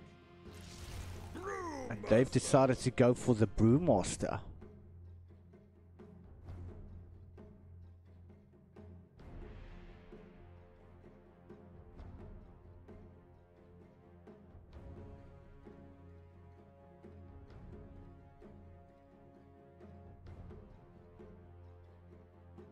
Seconds remaining. 5 seconds remaining. Dire team pick. Ooh, that's the Centaur Warrunner being picked up there. Now I'm pretty sure Jolts won't be happy with the Brewmaster pickup. She does love playing that hero. I've seen her play it a couple of times. She does play that hero pretty well. 10 seconds remaining. Radiant team pick. Ooh, Lifestealer. While the Nature's Prophet can definitely teleport Lifestealer across the map, just help with the split push.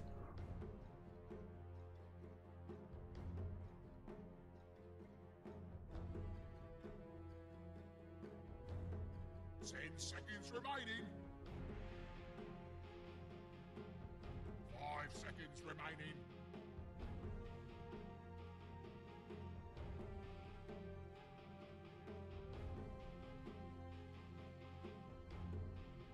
Dire team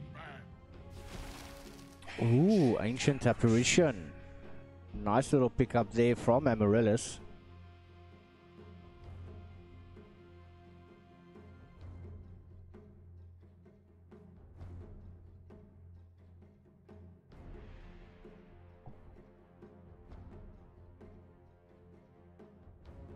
Seconds remaining. 5 seconds remaining.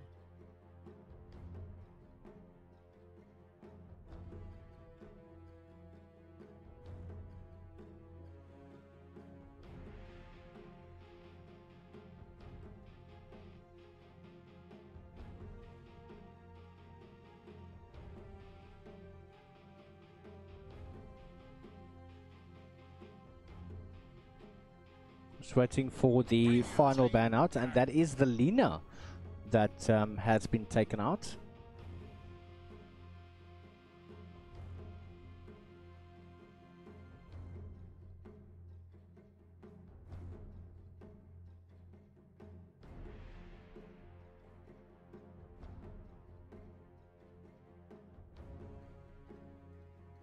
Seconds remaining.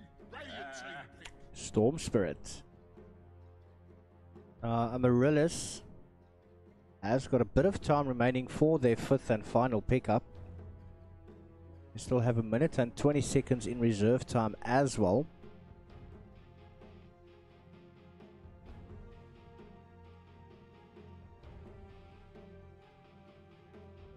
Seconds remaining. 5 seconds remaining.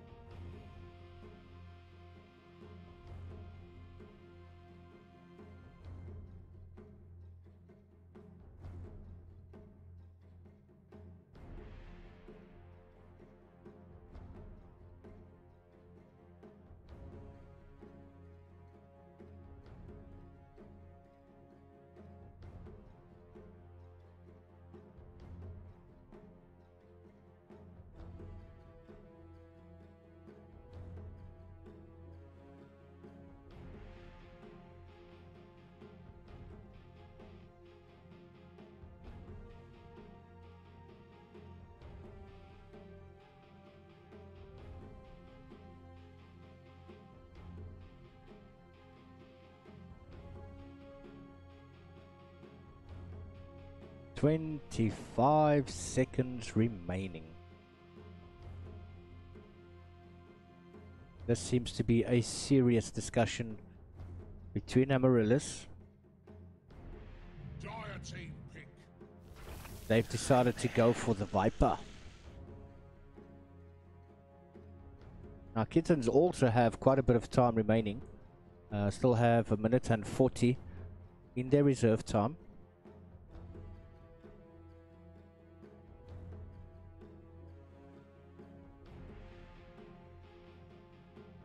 Seconds remaining. 5 seconds remaining.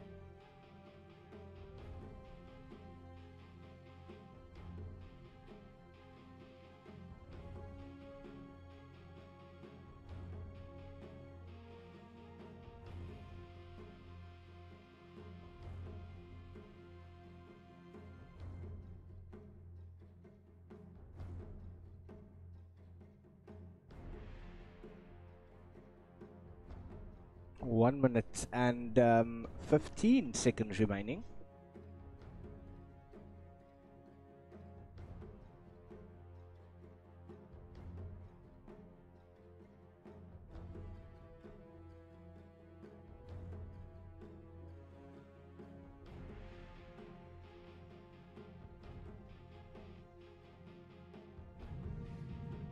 And the final pickup will be the Invoker.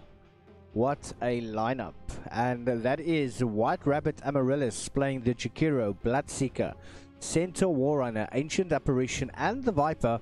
And Kittens have decided to go for Nature's Prophet, Ogre Magi, Brewmaster, Lifestealer and the Invoker.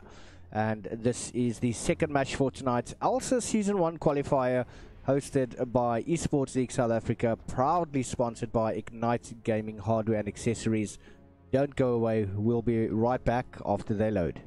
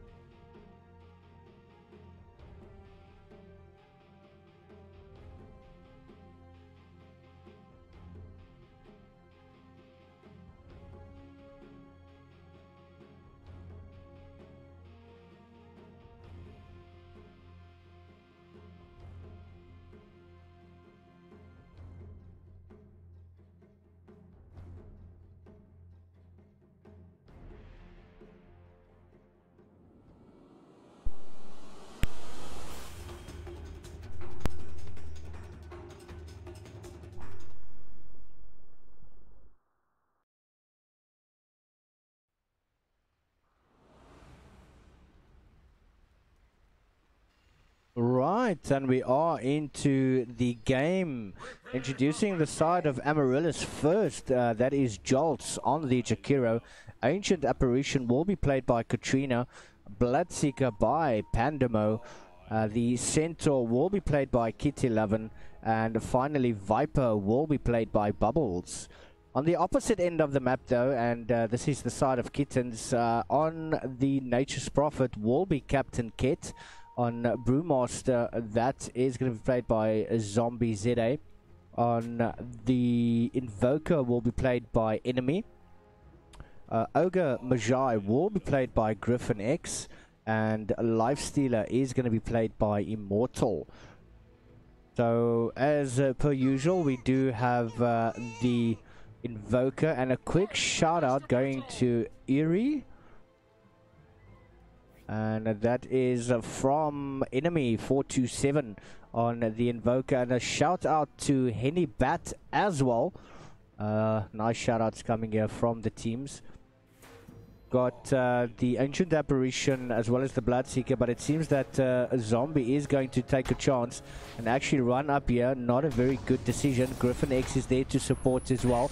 Sunstrike coming through, but it is unfortunately not going to land, but Pandemo has to back away.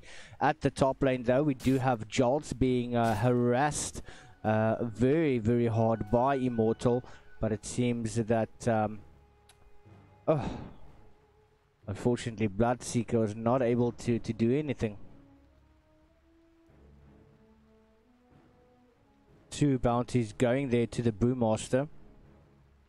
We've got Ogre Magi as well as Brewmaster going up against the Bloodseeker as well as the Ancient Apparition, but there's a lot of harassment coming through.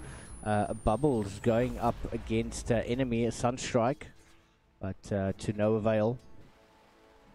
Kit 11 as well as Jolt going up against Captain Kit and Immortal. And just using these sprouts to harass. Bloodseeker taking quite a bit of damage there. Ignite going up onto him. A very, very difficult lane here for them. Also have the Drunken Brawler, which means that unfortunately the Bloodseeker is not going to get that many last hits. But the Ignite's coming through once again. We don't have the slow as yet, but that burn damage. First blood going there to Griffin X. And he's going to be happy with that one.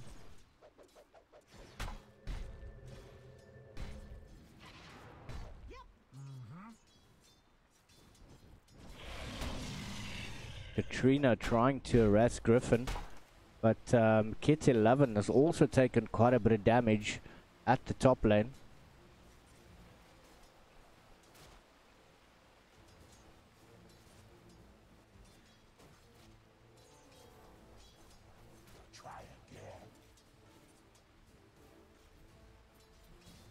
Dolce just coming back. Has popped a ward down, going to try and block the creeps from being stacked.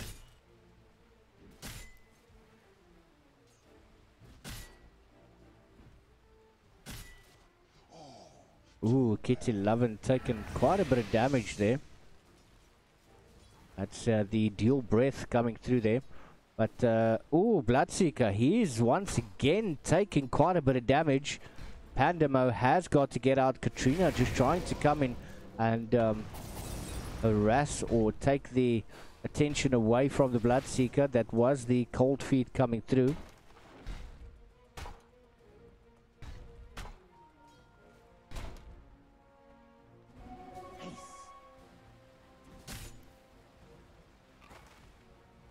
Kitty Loving not doing too badly for the amount of harassment that she's been getting.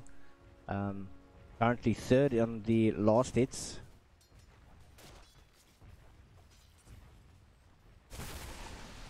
But Captain Kit going up onto Jolty, dual breath coming out. Going to get a little bit of burn damage.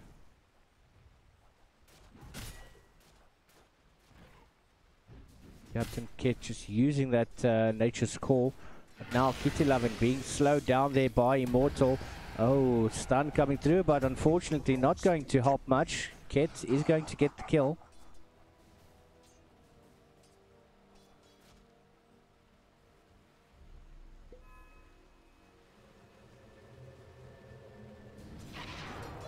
It's just coming back.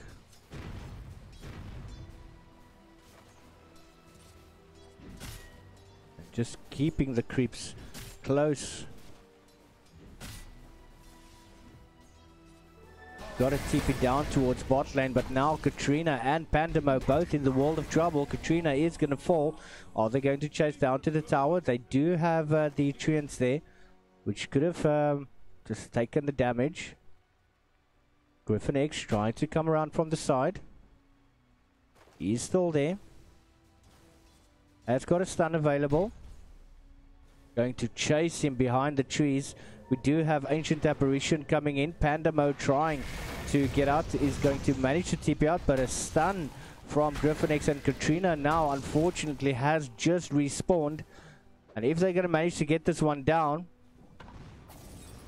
yes, that's the ignite coming through, and that should be enough. Yes, it is.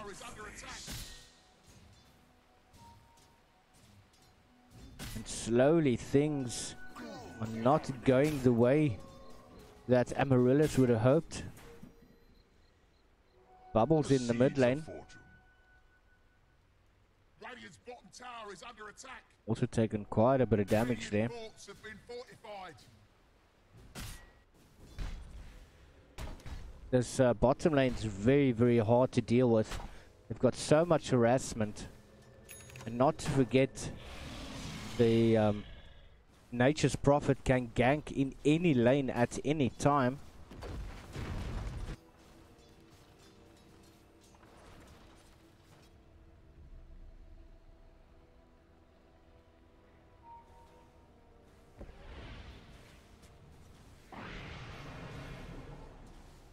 That was the cold snap coming through.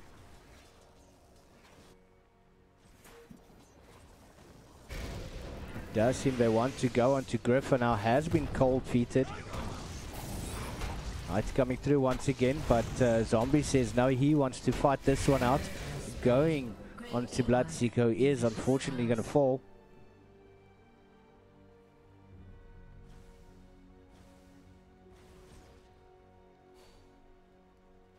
Amaryllis is starting to struggle. We do have a lane change happening at the moment.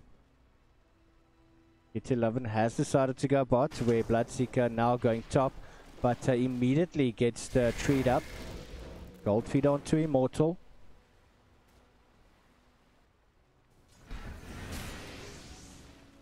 That dual breath doing quite a bit of burn damage there.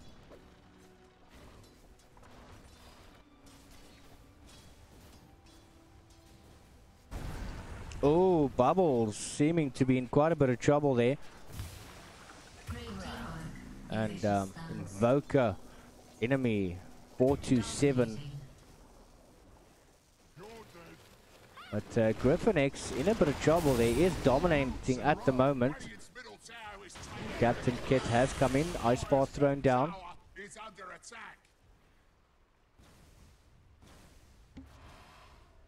And Jolt's just trying to run away. Does get blocked up. Can't go anywhere. The Treant is there. Taking quite a bit of damage actually. This Treant going to be able to get it down.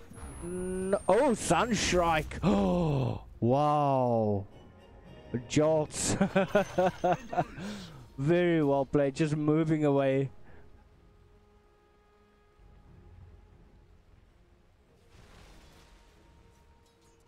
I think Jolts would felt, look, something's not right here, and just decided to move to a different location and managed to just avoid those Sunstrikes.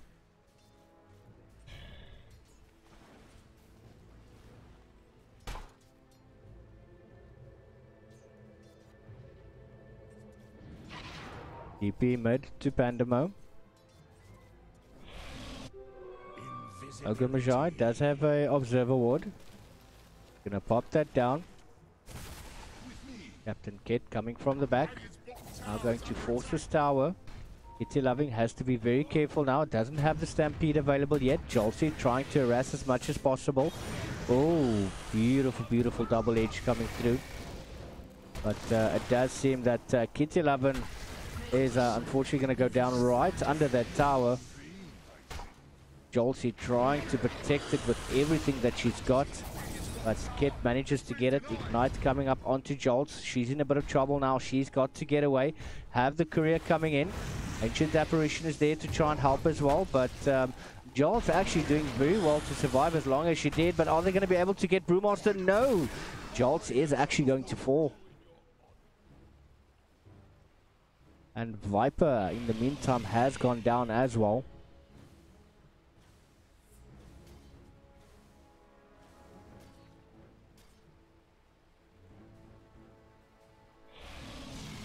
Radiant's middle tower is under attack.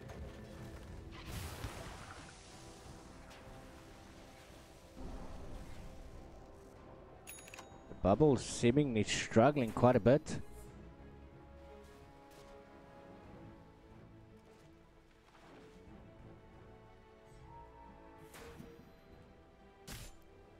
It looks like they're wanting to go on to Lifestealer. He's waiting for the bounty, which he is going to manage to pick up. He's going to try and hightail out of there, but now Zombie coming into play as well as enemy. Now Gets, he is also there. And just look at that damage coming through. They are definitely zoning out the heroes one after the other. Katrina there as well, but the ulti coming in there from Zombie, trying to get down Katrina. Gets the stun off. She is there by the fountain, but don't even think they're going to bother activating that. Another stun coming through. Double kill going there to Zombie, and that's 4 heroes for the side of Amaryllis that has gone down. And unfortunately, it's 0-14, 10 minutes into the game. Radiant's top tower has fallen. Radiant structures, they're fortified. Radiant's middle tower is taking a drubbing.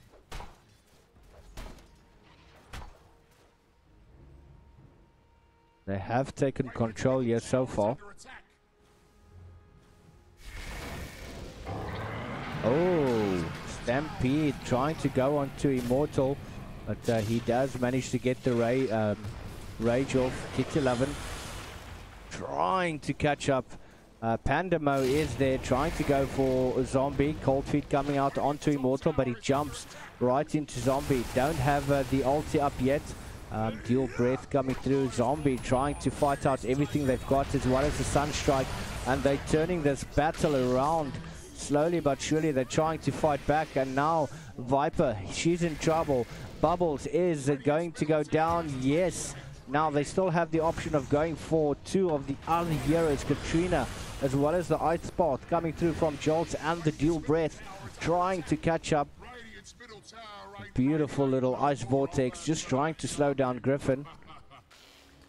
And do manage to push him out. There is 2 towers going down. And Immortal manages to get Jolts.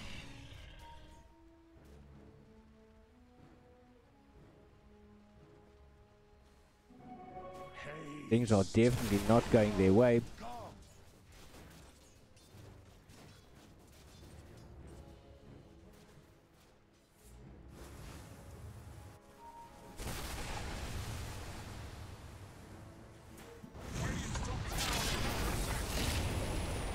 Pandamo, trying to get that blood right. Brewmaster is silenced, but manages to take it all in, get the ulti off, going to start working onto Bloodseeker. He's going to go down. Kitty Loving in a bit of trouble. Does try and get the hoof stomp off. Enemy is there as well, flanking from the side. Another 2 heroes have gone down for the side of Amaryllis. Is under attack. And it doesn't seem like Amaryllis have any answer for the onslaught and the hiding that they're getting from Kitten at the moment. But not all hope is lost. Radiant's bottom tower is fallen. They can still come back from this. Any kills that they get at the moment is going to be a massive boost in gold to any of the players that's going to get it.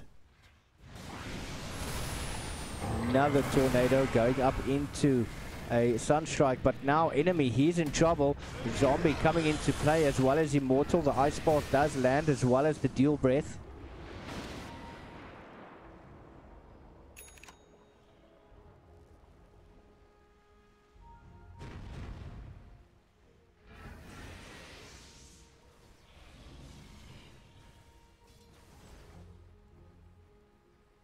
None of the towers on the side of Kittens have fallen yet.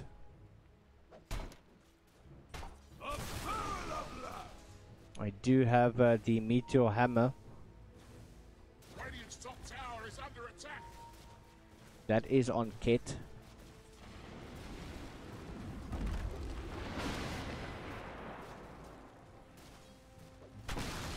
That tower is just taking so much damage from that hammer. Panda mode trying to get any sort of farm at the moment.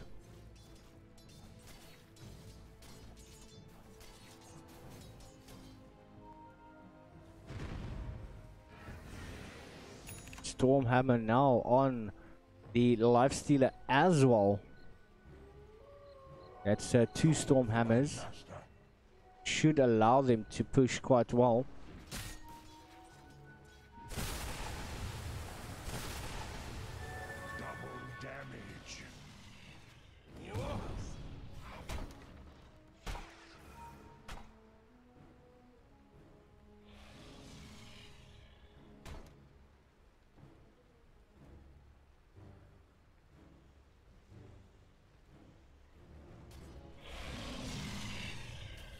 Panda mode trying just to get that additional farm, trying to go straight into the BKB.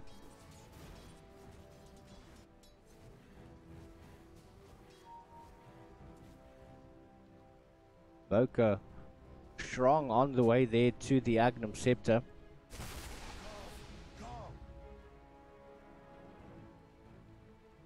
Jolts coming in to defend, dual breath.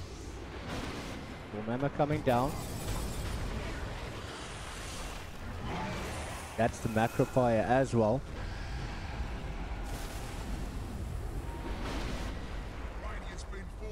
And Immortal sneakily coming in with the rage, popping down that Meteor Hammer. But the Shrine just come out. Big overextension from Katrina.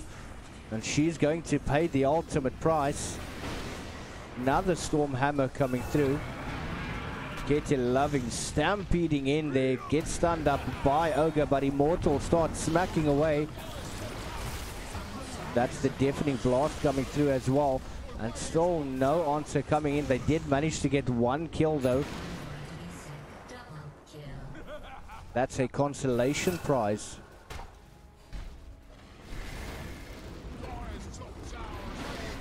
Onslaught is just too much.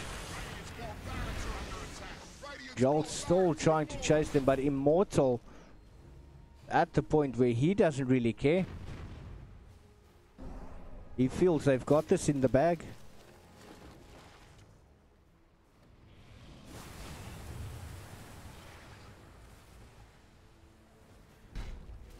They should be able to push this mid tower if they choose. And after them.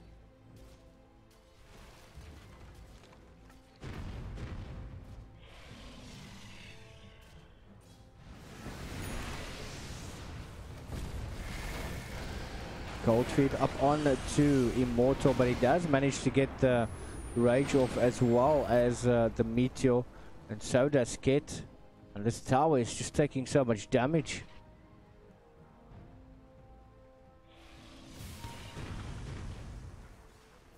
They haven't been able to isolate any of the kittens at the moment. Another Storm Hammer coming through as well as the Blood Right.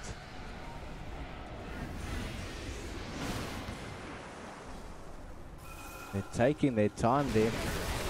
Ice Spark coming through. But Jolts, oh! overextension. Bubbles and Katrina is in a world of trouble. Kitty Lovin trying to get in there, but has been locked down. Beautiful ulti coming through from Katrina, but they still have too much HP. Just a little too much. 18 minutes into the game, 1-24. Unfortunate to say that Amaryllis, they don't have any comeback for this.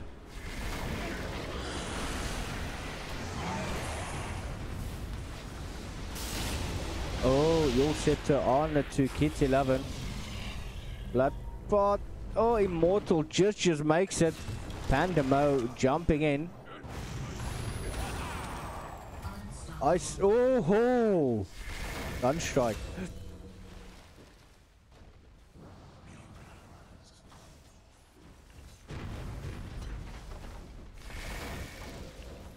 Kitty Loving trying absolutely everything.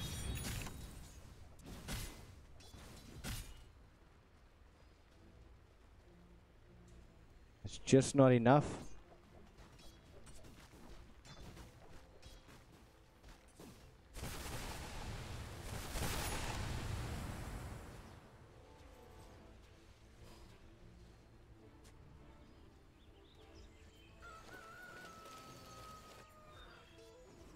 The seeds of fortune. Good. Definitely feels that Kittens can finish the game if they choose. However, it does seem that they're trying to rub salt into the wounds of Amaryllis.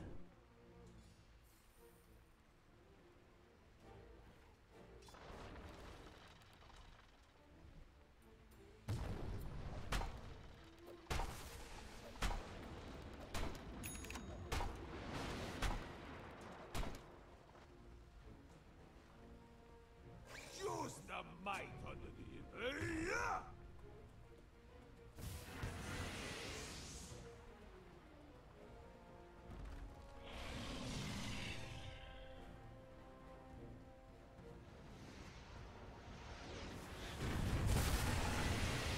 Those dual breasts just trying to keep the creeps at bay, but now Griffin X coming in.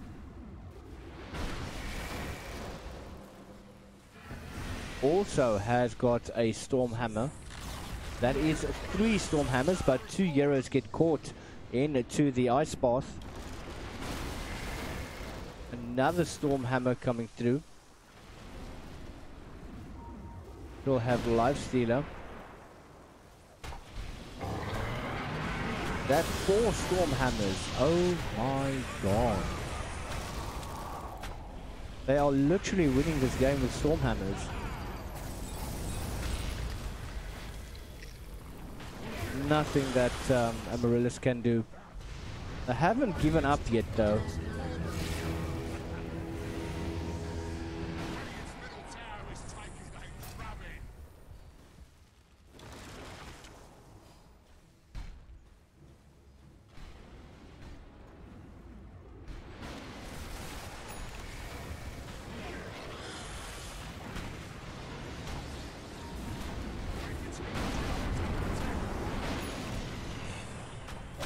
Damage from that Storm Hammer. It's just too crazy. We've got the Invoker, Brewmaster, we've got the Ogre. Every single Euro has got the Storm Hammer, and it's just ridiculous. Unfortunately, Amaryllis, they've been giving a hiding.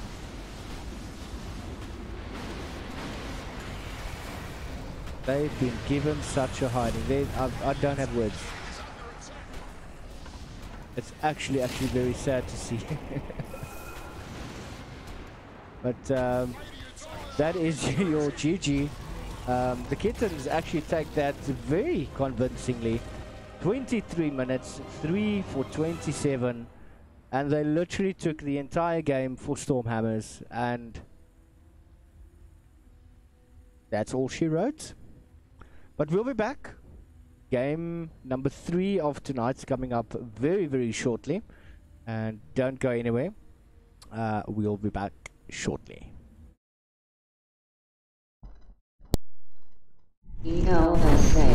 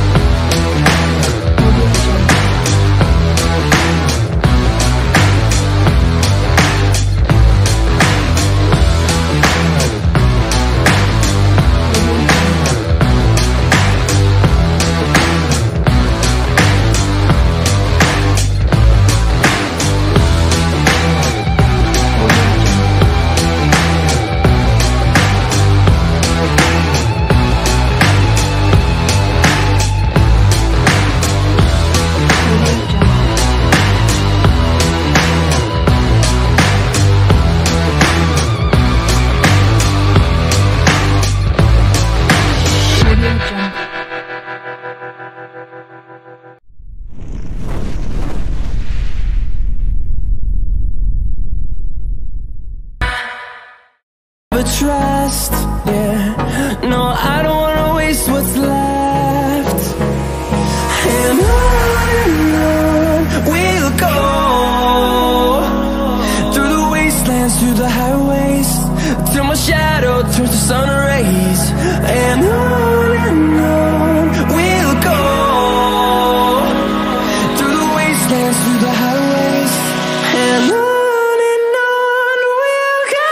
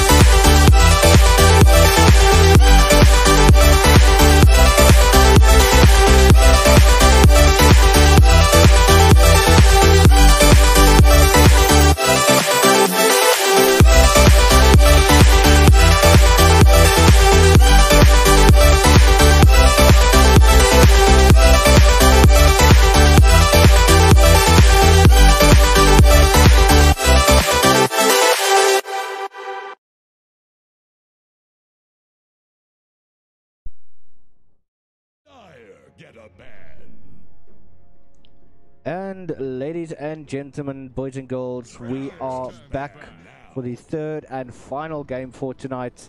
ELSA Season 1 qualifier, and it is proudly hosted by Esports League South Africa and sponsored by Ignite Gaming Hardware and Accessories. We are bringing you White Rabbit Amaryllis going up against Inexorable Sins. And yeah, both of these teams have played tonight. Unfortunately, White Rabbit Amaryllis, I think, are still licking their wounds. Yeah, it's been a very tough game for them in the previous one. And now they're going up against Inexorable. And just see how this game is going to go.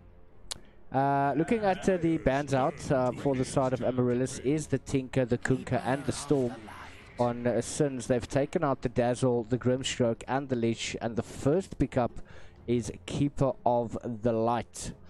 Very, very nice pickup there. Radiant's turn to pick.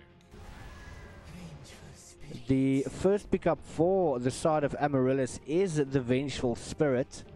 Is going to bring some damage aura to the table, but the Lion now getting picked up by Amaryllis. And it seems that they're wanting to go into this one all out and want to bring back the honor to the side of Amaryllis. Never too late though. Might be in for a big surprise. 10 seconds. 5 seconds remaining. Dire's ban now. And that is Tiny coming out from Sins.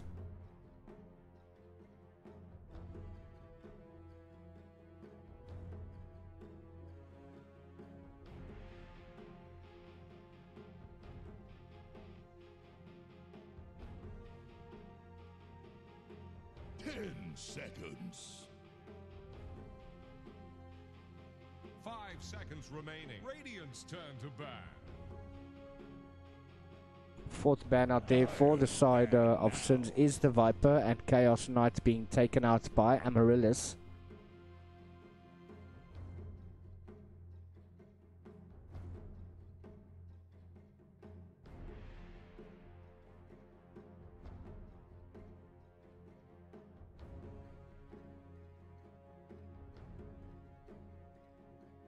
Seconds. 5 seconds remaining.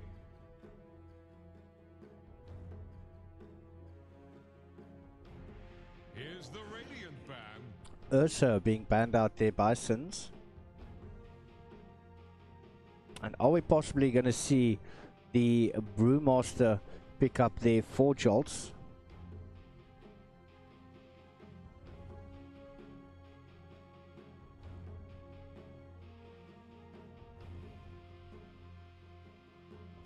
Seconds.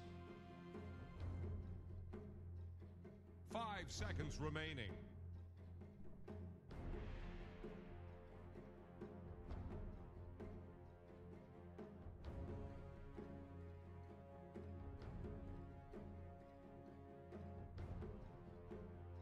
Radiant's turn to pick.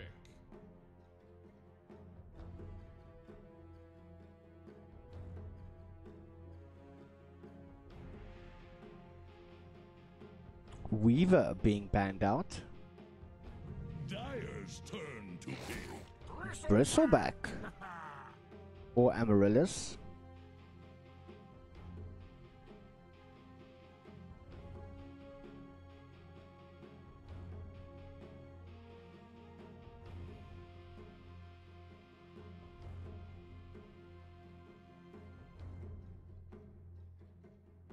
Seconds. 5 seconds remaining.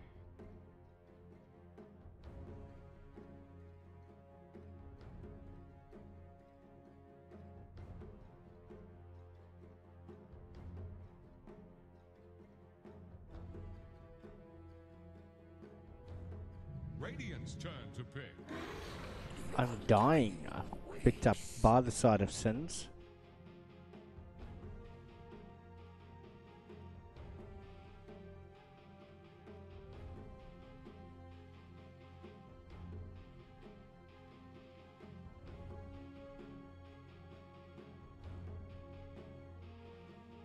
10 seconds. 5 seconds remaining.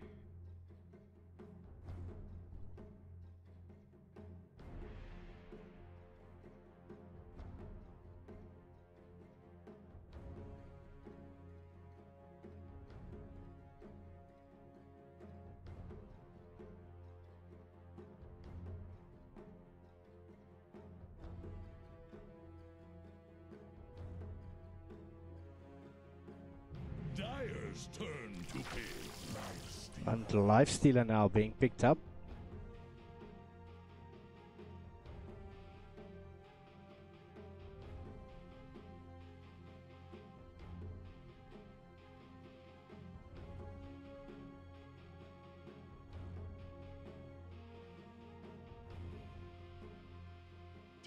Seconds. 5 seconds remaining.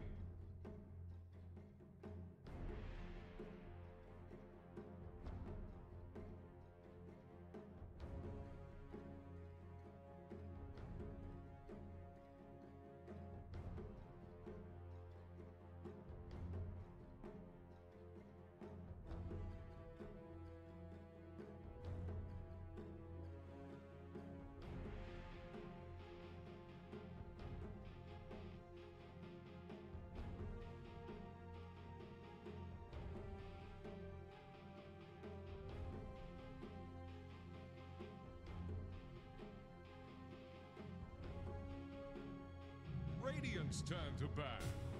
Anti-mage. Anti-mage. While Inexorable Sins definitely have enough to allow Anti-mage to free farm.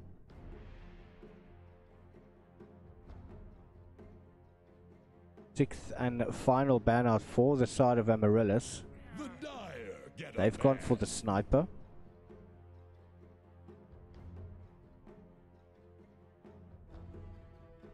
Dire's turn to pick. Troll Warlord being banned out. Radiant's turn to pick. The final pickup for Sins is the Outworld Devourer.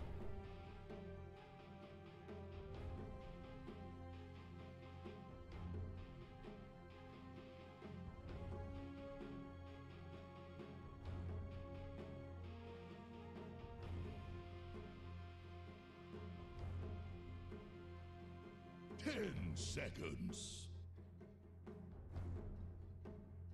5 seconds remaining.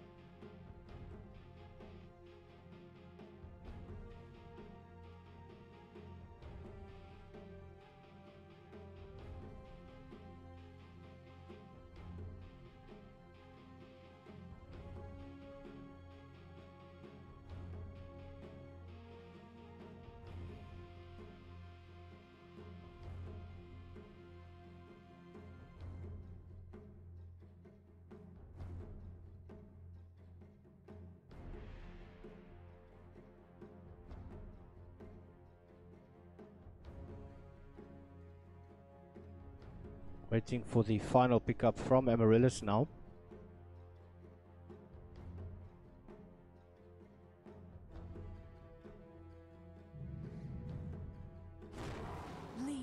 Don't you dare pick Tidehunter. And that is the Lina. So your lineup for White Rabbit Amaryllis is Vengeful Spirit, Lion, Bristleback, Lifestealer, and Lina, going up against the Inexorable Sins, Keeper of the Light, Tiny, Undying, the Anti-Mage, and Outworld Devourer. Also Season 1 qualifier, and it's hosted by Esports League South Africa, sponsored by Ignite Gaming Hardware and Accessories. Don't go anywhere, we'll be back right after they load in.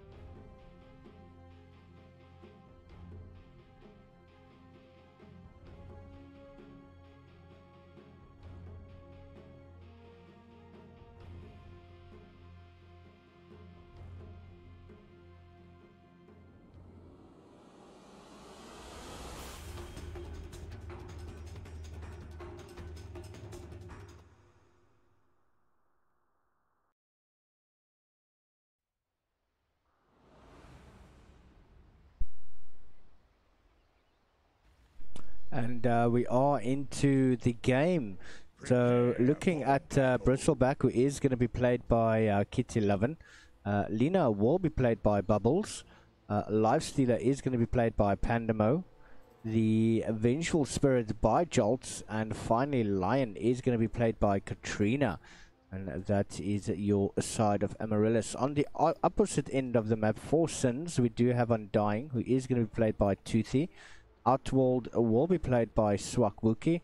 The Anti-Mage will be played by Stacy Jax. Tiny will be played by Skystorm. And finally, the Keeper of the Light by Ice Queen.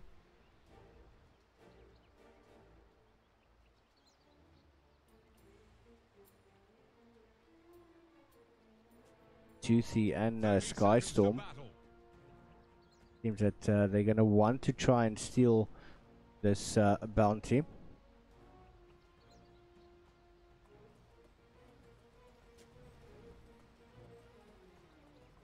Are moving to the opposite end. Tiny hasn't picked any skills as yet. But the tree does get picked up. Top lane though. Oh, very quick blast going through.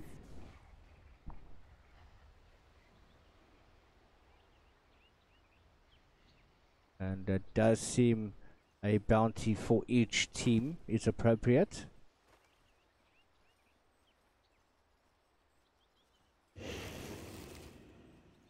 And Toothy just making use of that decay.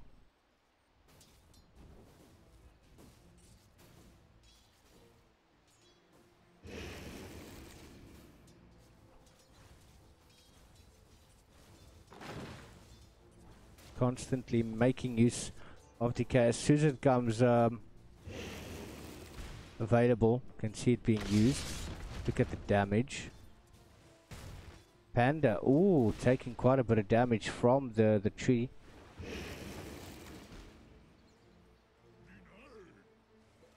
Almost going down there. Very, very close.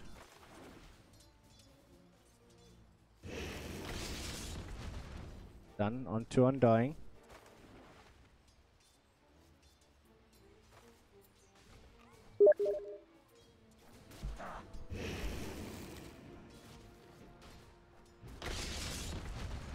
Ooh, Pandamo's in a bit of trouble there.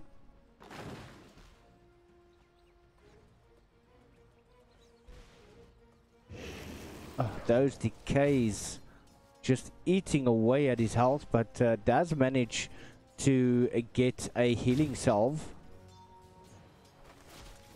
Toothy now being harassed by Lion.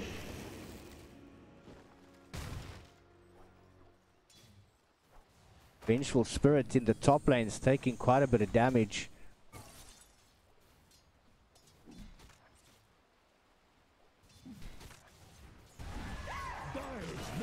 Oh, nice stun going up onto Ice Queen.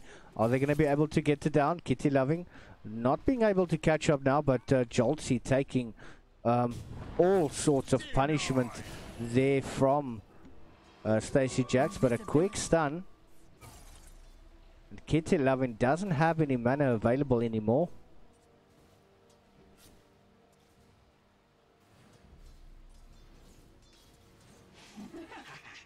Ice Queen continuously with that blinding light.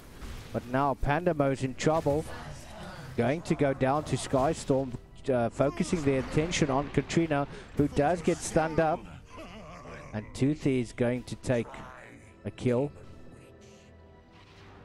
Quick TP in again from Pandamo, but has to turn around. Jolts doesn't have enough for the stun.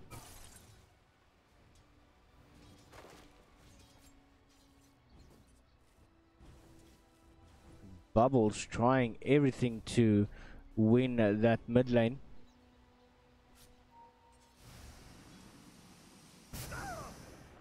Blast coming through, but Kitty Loving managing to dodge it.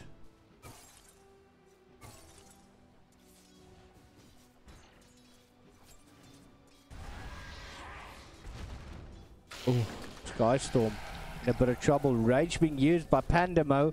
Are they going to be able to get Tiny? Does manage to get the avalanche off, but Toothy coming in with that decay. Nice stun going on to him. Meanwhile at the top lane, Kitty 11. Oh my word. Does manage to pop the healing salve.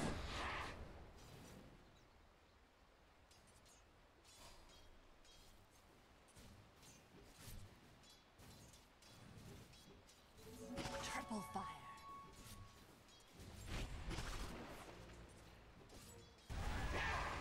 Wave of terror coming through from Jolts.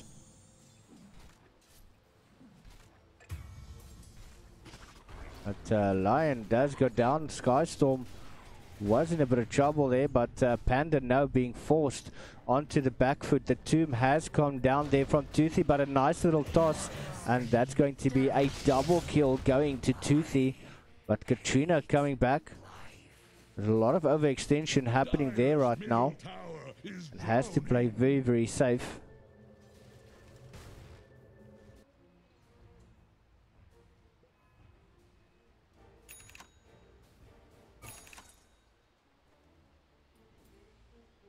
Mid lane though. Bubbles doing very well to survive up against the OD. My thanks to thee.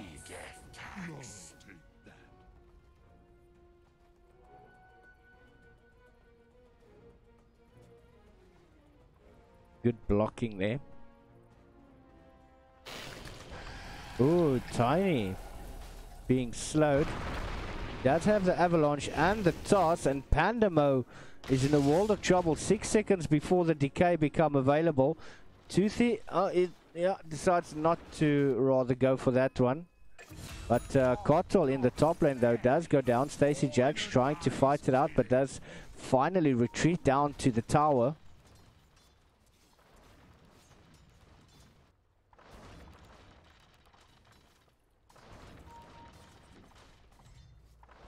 Toothy, his mana is starting to run low.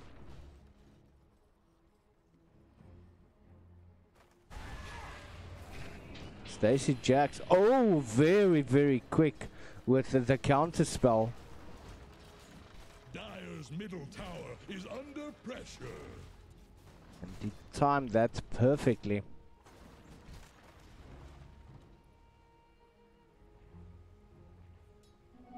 Can't outrun a wildfire. Anti-Mage has got the 2 Wraith Bands.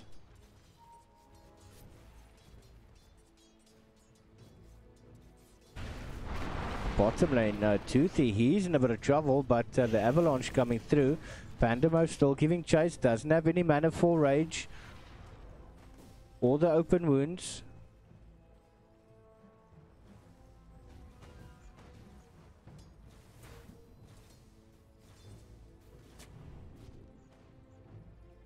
Entry being put down. See, there's a ward there. Katrina now.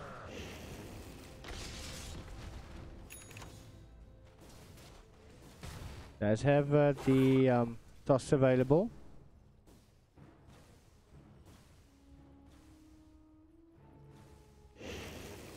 Ooh, DK misses.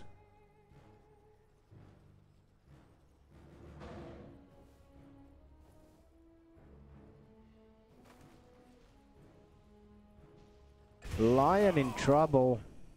Gonna go down there to the Tiny. Quite a bit of overextension coming in from Katrina though. And it does seem that Pandamo also being harassed continuously.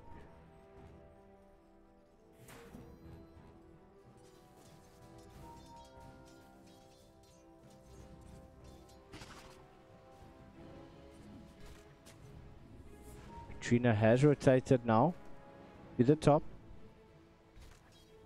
And Anti-Mage has to be very, very careful here now. The Hex is available. Using echolocation? Does look like they're trying to force him, but this ward has scouted out that Lion is there. Now Lina also. Has a used smoke.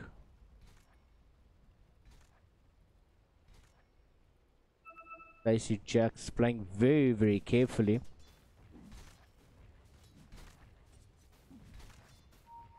Doesn't know. Quick blink in, but now they took their time to get those stuns off. astrix is just going to run back, but now Tiny is coming into play as well as Wookie, and then they are going to give chase. astrix says, the hell with this. You've harassed me enough. Beautiful toss coming in there. astrix getting a kill. Here's thy reckoning. Stun coming in there. Oh, Bristle. Beautiful kill going there. And that gold is split between the team.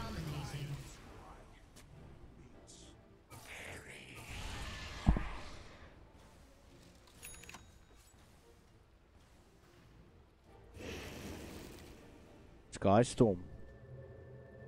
Moving forward. Still has the toss available. We do have the tomb from Undying as well, but it seems that they're going on to Tiny, but the fight is still at the back here. Kotl is going to go down, but the tomb is still active. Undying just coming back. Have they got enough to do anything there? Avalanche and toss combo going up onto Lina. Beautiful stun going in. Kitty Loving trying to get those call sprays off, but a beautiful stun coming in. And Skystorm is going to start running away. Triple kill going there to astrix. Still going on to Kitty Loving. Is he going to be able to get the kill, but decides to turn and run. Rather go for the illusion that's causing a bit of havoc there. They've done what they needed to do. astrix got in there so sneakily.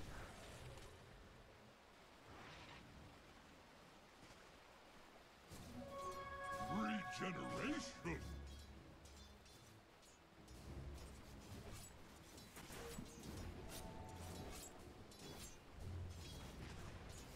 Radiant's middle tower is under attack. Radiant structures are fortified. Dire's bottom tower is under attack. Oh, counter spell being used, but nothing activated. Blinding light there from Ice Queen. We do have the infused raindrops. The Ice Storm is there. Just rotating. Are they going to find Ice Queen there?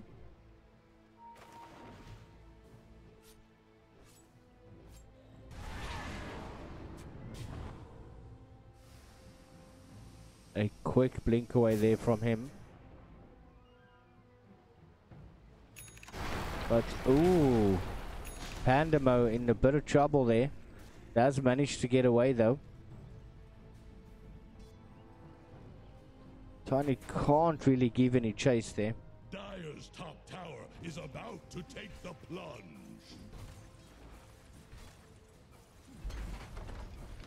Amaryllis sticking together, going for the tier 1 tower top. Glyph fortification has been used. Toothy is there as well.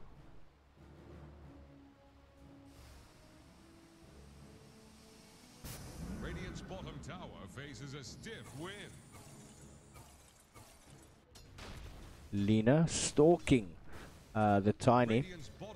Pandamo also coming into play. Manages to get a beautiful stun. Skystorm going to be able to get away. Oh! And Skystorm taking away the killing spree from the Tiny. He should be happy with that one. Radiant's middle tower can't handle this deluge. Dire's bottom tower won't last long. Got the smoke up on Toothy. Gonna walk in straight. Pop down a DK. Radiant's middle tower can't handle this deluge. Dire's bottom tower won't last long.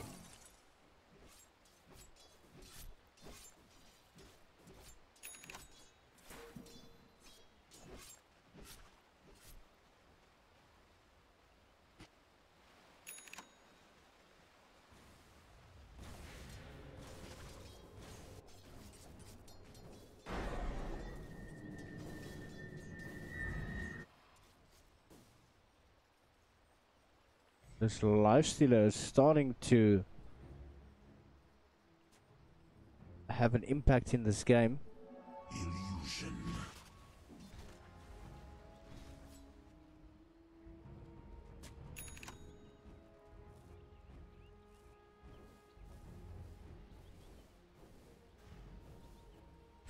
But Cottle with the blinding light.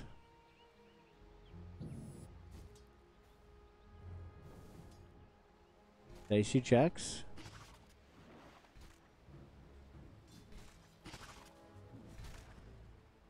Oh, you fancy it now, Radiant's do ya? bottom tower faces a stiff wind. Dire are scanning for enemies.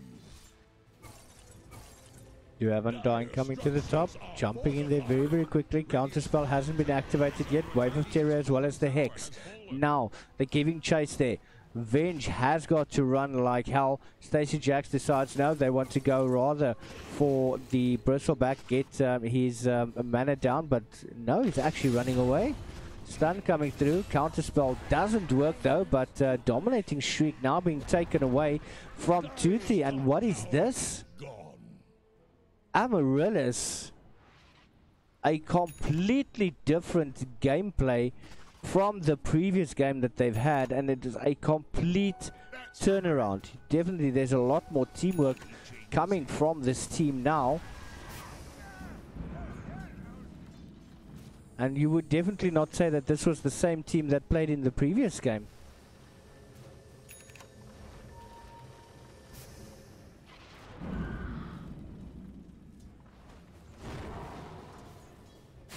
Oh, big swap going on to Ice Queen.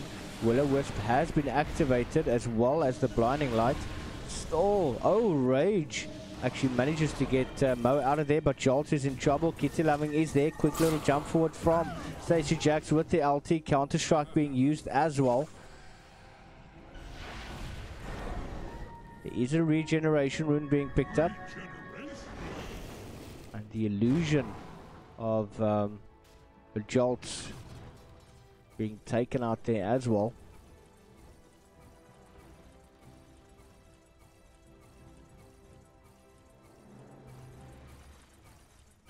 $16 minutes in the game, 6 for 13, 1k team net worth going in the favor of Sins.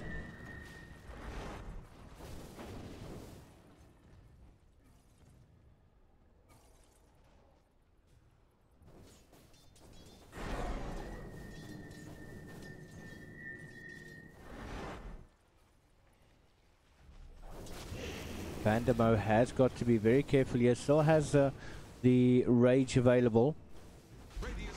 Has to play it safe. They are pushing for this mid tier 1 tower, but at the bottom lane.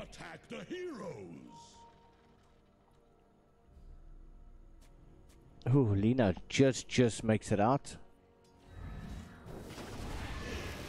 Wave of Terror coming through. Jolt is there as well. Pandamo jumping out.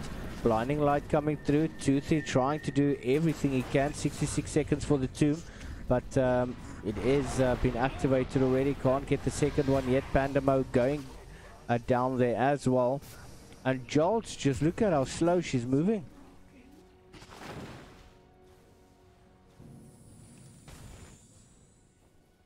Radiant's top tower is under attack.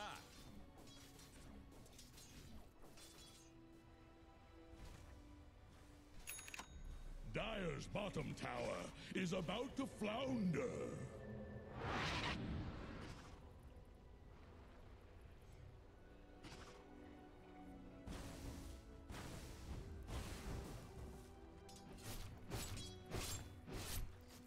Got the Battle Fury up on the anti-mage.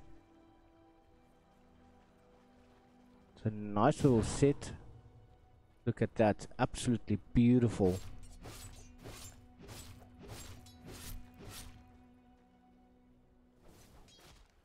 Focusing on the mid lane now. They're trying to push this tier 2 tower. Level fortification has been used. Will-O-Wisp coming in there. Beautiful jump in from Tiny.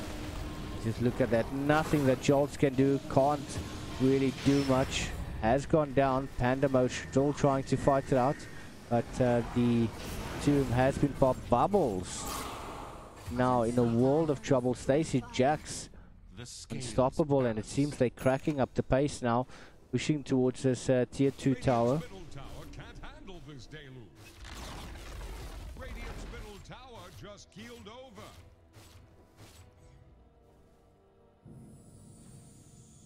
Radiant's middle tower Get is 11 under has got the Vanguard. I bowled into that Crimson Guard.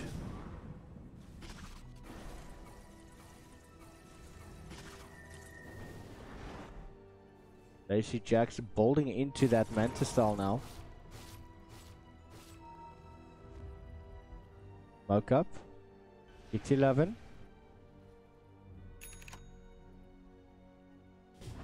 Going to find Ice Queen. And Pandamo trying everything to go onto Tiny, but running to the shrine. Wicked sick to Stacey. And Katrina being pummeled. Trying to juke away through the tree line. The Jolt is there, has been scouted out by Stacey Jax. Running behind the tree, but not much that Jolts can do there. Triple kill going there to Stacey. Hit 11.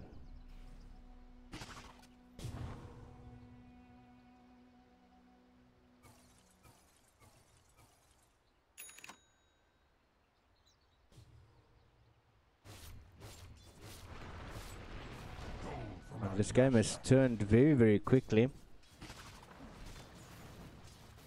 20 minutes in the game, 8 to 21.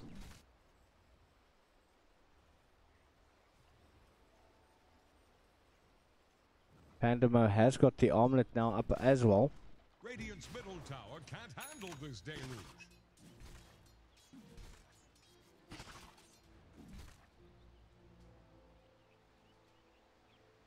Blade Mail on to Kit 11.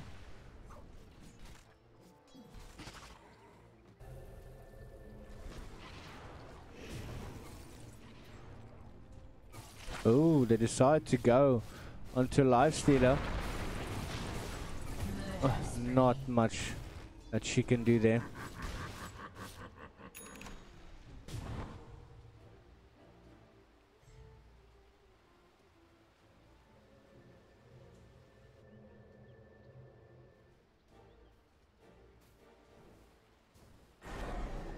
They see deciding not to TP to the mid lane. Jolts has to be very careful. Wave of Terror going through. Duty is there as well. 28 seconds on the 2. Has her skilled up 8 regen. DK coming out.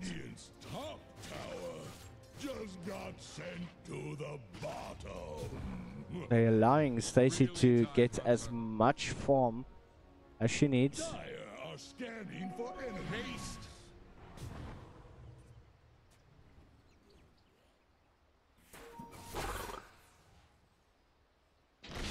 Eggs coming out, but probably the fastest chicken you've ever seen in your life. Pandamo. Also, it doesn't seem to be any challenge there for Stacey. It's 11 coming in with the nasal goo. Has got the core sprays up. And just going to blink away from that.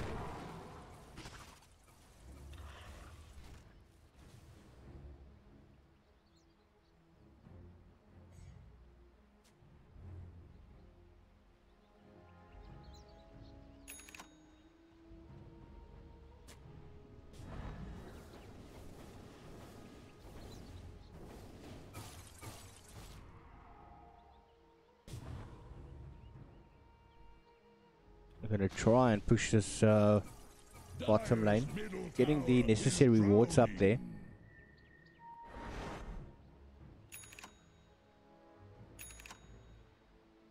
Dire's middle tower is drowning. Dire's middle tower just got knocked down. Got the Mantis style on to Anti-Mage, and it seems that he's actually going to try and build into an Eye of Skadi. Radiant's bottom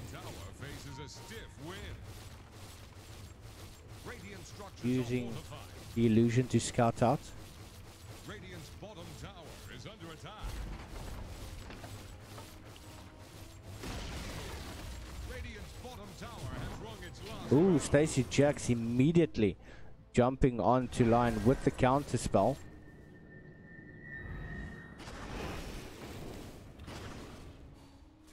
Dire's middle tower is under attack.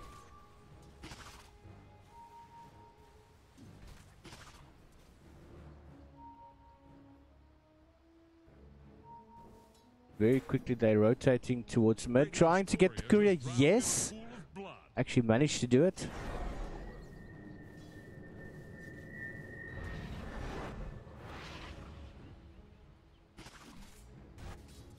Ooh, Lifestealer, he's in trouble.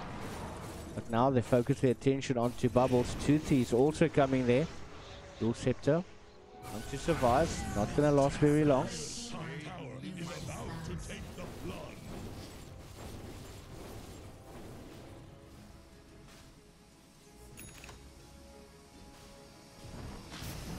Money changes hands.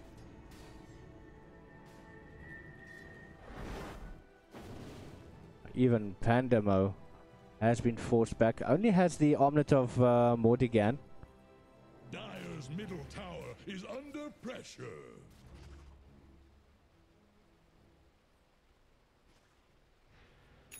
Dire's middle tower is under attack.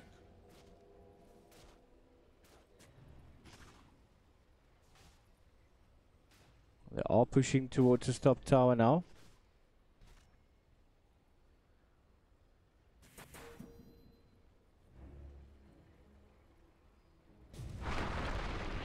Quick jump in there from Skystorm. Lacy Jax now coming in. Counter spell being used. Wave of Terror there from Jolty. And they're gonna try everything now to get him down. And he does get saved there by... Oh, look at that damage. Radiant's top tower is under attack. My thanks.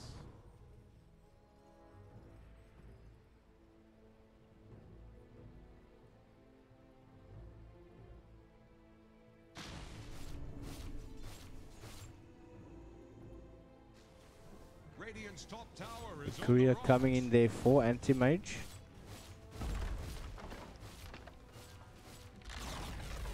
Radiant's top tower has fallen. Are they going to be able to successfully push this tower? Wave of Terror coming through. They're trying to bring down Radiant's top tower. Will-O-Wisp is available on Kotal, which is going to make it very difficult for Amaryllis to fight into this one. Wave of Terror once again coming through. Kitty Loving trying to draw their attention away from the tower, but the Will-O-Wisp coming in. This is super bad. But Toothy actually does go down. Kitty Loving still trying to fight it out. That's Tiny as well. Dire's bottom tower is under attack.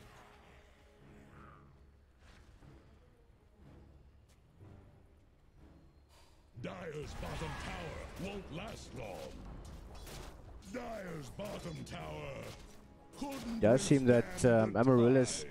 really wants to turn the tide in this game.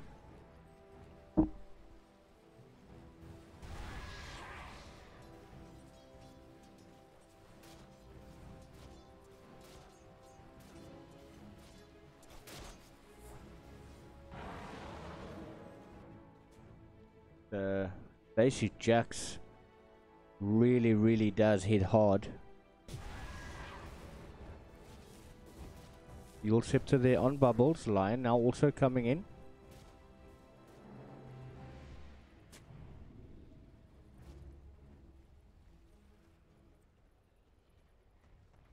Tiny with the Shadow Blade. Has been scouted out there. Is a Sentry Ward. Invisibility.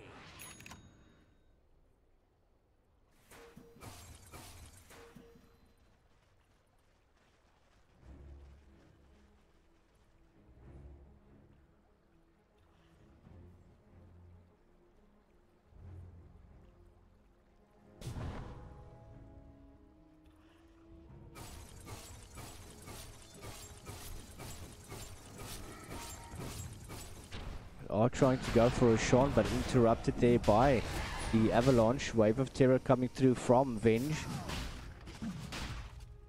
And now, are they going to fight this one out? They're just going to back away.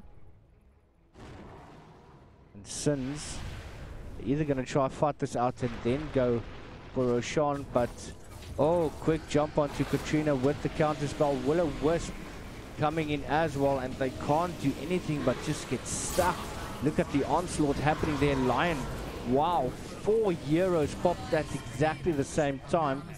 That is a triple kill going to Wookie, and that's going to send them straight into the arms of Grandpa Roshan. He is under less 50 HP. Lazy Jack's just hitting so hard.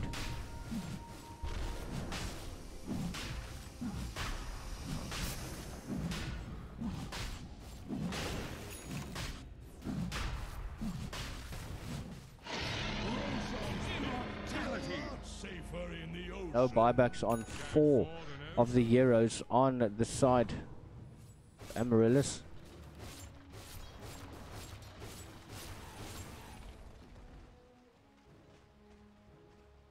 Lazy Jax is trying to pump those stats. That Eye of Scott is going to help so much. Oh, straight jumping onto Katrina, using that counter spell once again.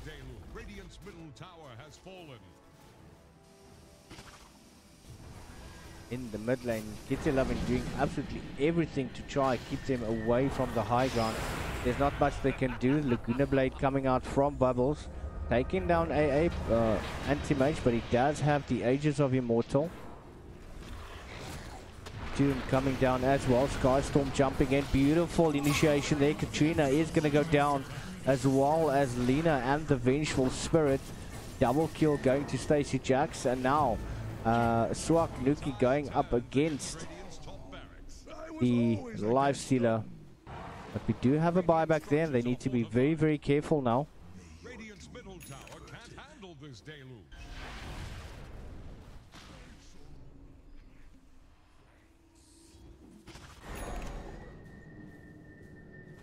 Astral Imprisonment. Daisy Jax is back again. Has got the Eye of Scotty. Just look at those stats. Going absolutely ham on those towers.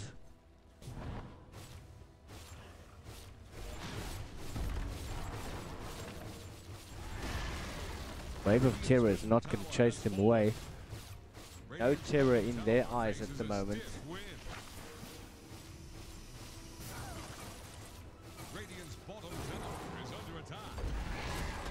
Gorillas trying everything to find that anti-mage, but Doom and that Will-O-Wisp working so well together. And Dying was the first to go. 'Tis mine. Double damage. Now Vandermo has to retreat.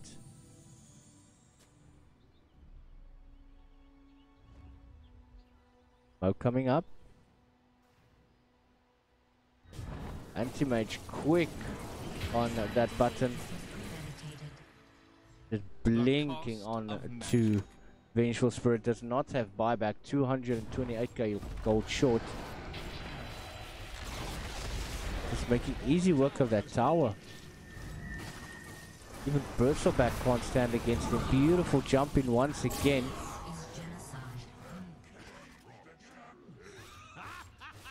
And that is possibly your mega creeps coming in.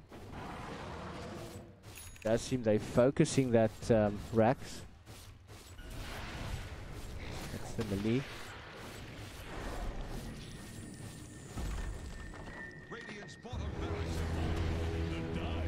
Mega creeps are there now. Amaryllis still have not called it. Fortunately, I don't see any way out of this one for them. Going up against a 26k team net worth lead, but Stacey Jax jumping in once again. Kitty Loving trying, but Astral imprisoned there. Beauty coming in, popping down that tomb, does get Eel Scepted up.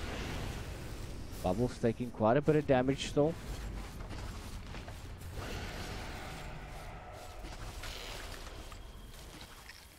Fortunately, there's not much they can do. Toothy still fighting it out. Using the DK has been slowed down so much. 3 seconds before the blade mail become available. Does get swapped in there. Will-O-Wisp coming in once. And that avalanche toss combo with the Will-O-Wisp just does so much. Anti-Mage still managing to get away. Ultra kill going. Are they going to be able to give him a rampage? Is he going to get it? No, Panda Moses, no, we're going to fight it out. He's going to take his revenge. Godlike going to Anti-Mage. Do have the buyback, but I don't see how that's going to help them that much. They do have the Megas pushing into base. Katrina is there. Pandamo has been slowed down. Beautiful counter spell going. And that is pretty much GG. That is Sins taking the game, but don't take anything away from Amaryllis. They've played absolutely brilliantly, stacked against the first match they played. Went horribly wrong for them, but we definitely saw a different side from them. Came back very well, 35 minutes, 14 to 46, but Inexorable Sins does take the victory. So from my side, guys, I want to thank you all very, very much for joining us tonight. And once again, another big thank you to Castaway, who joined us for his interview tonight. Tomorrow night, we've got something special planned for you guys. So please stay tuned.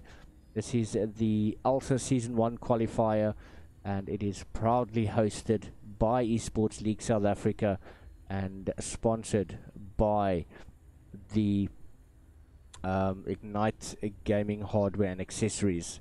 So I'm going to bid you guys farewell. Have an absolutely awesome evening.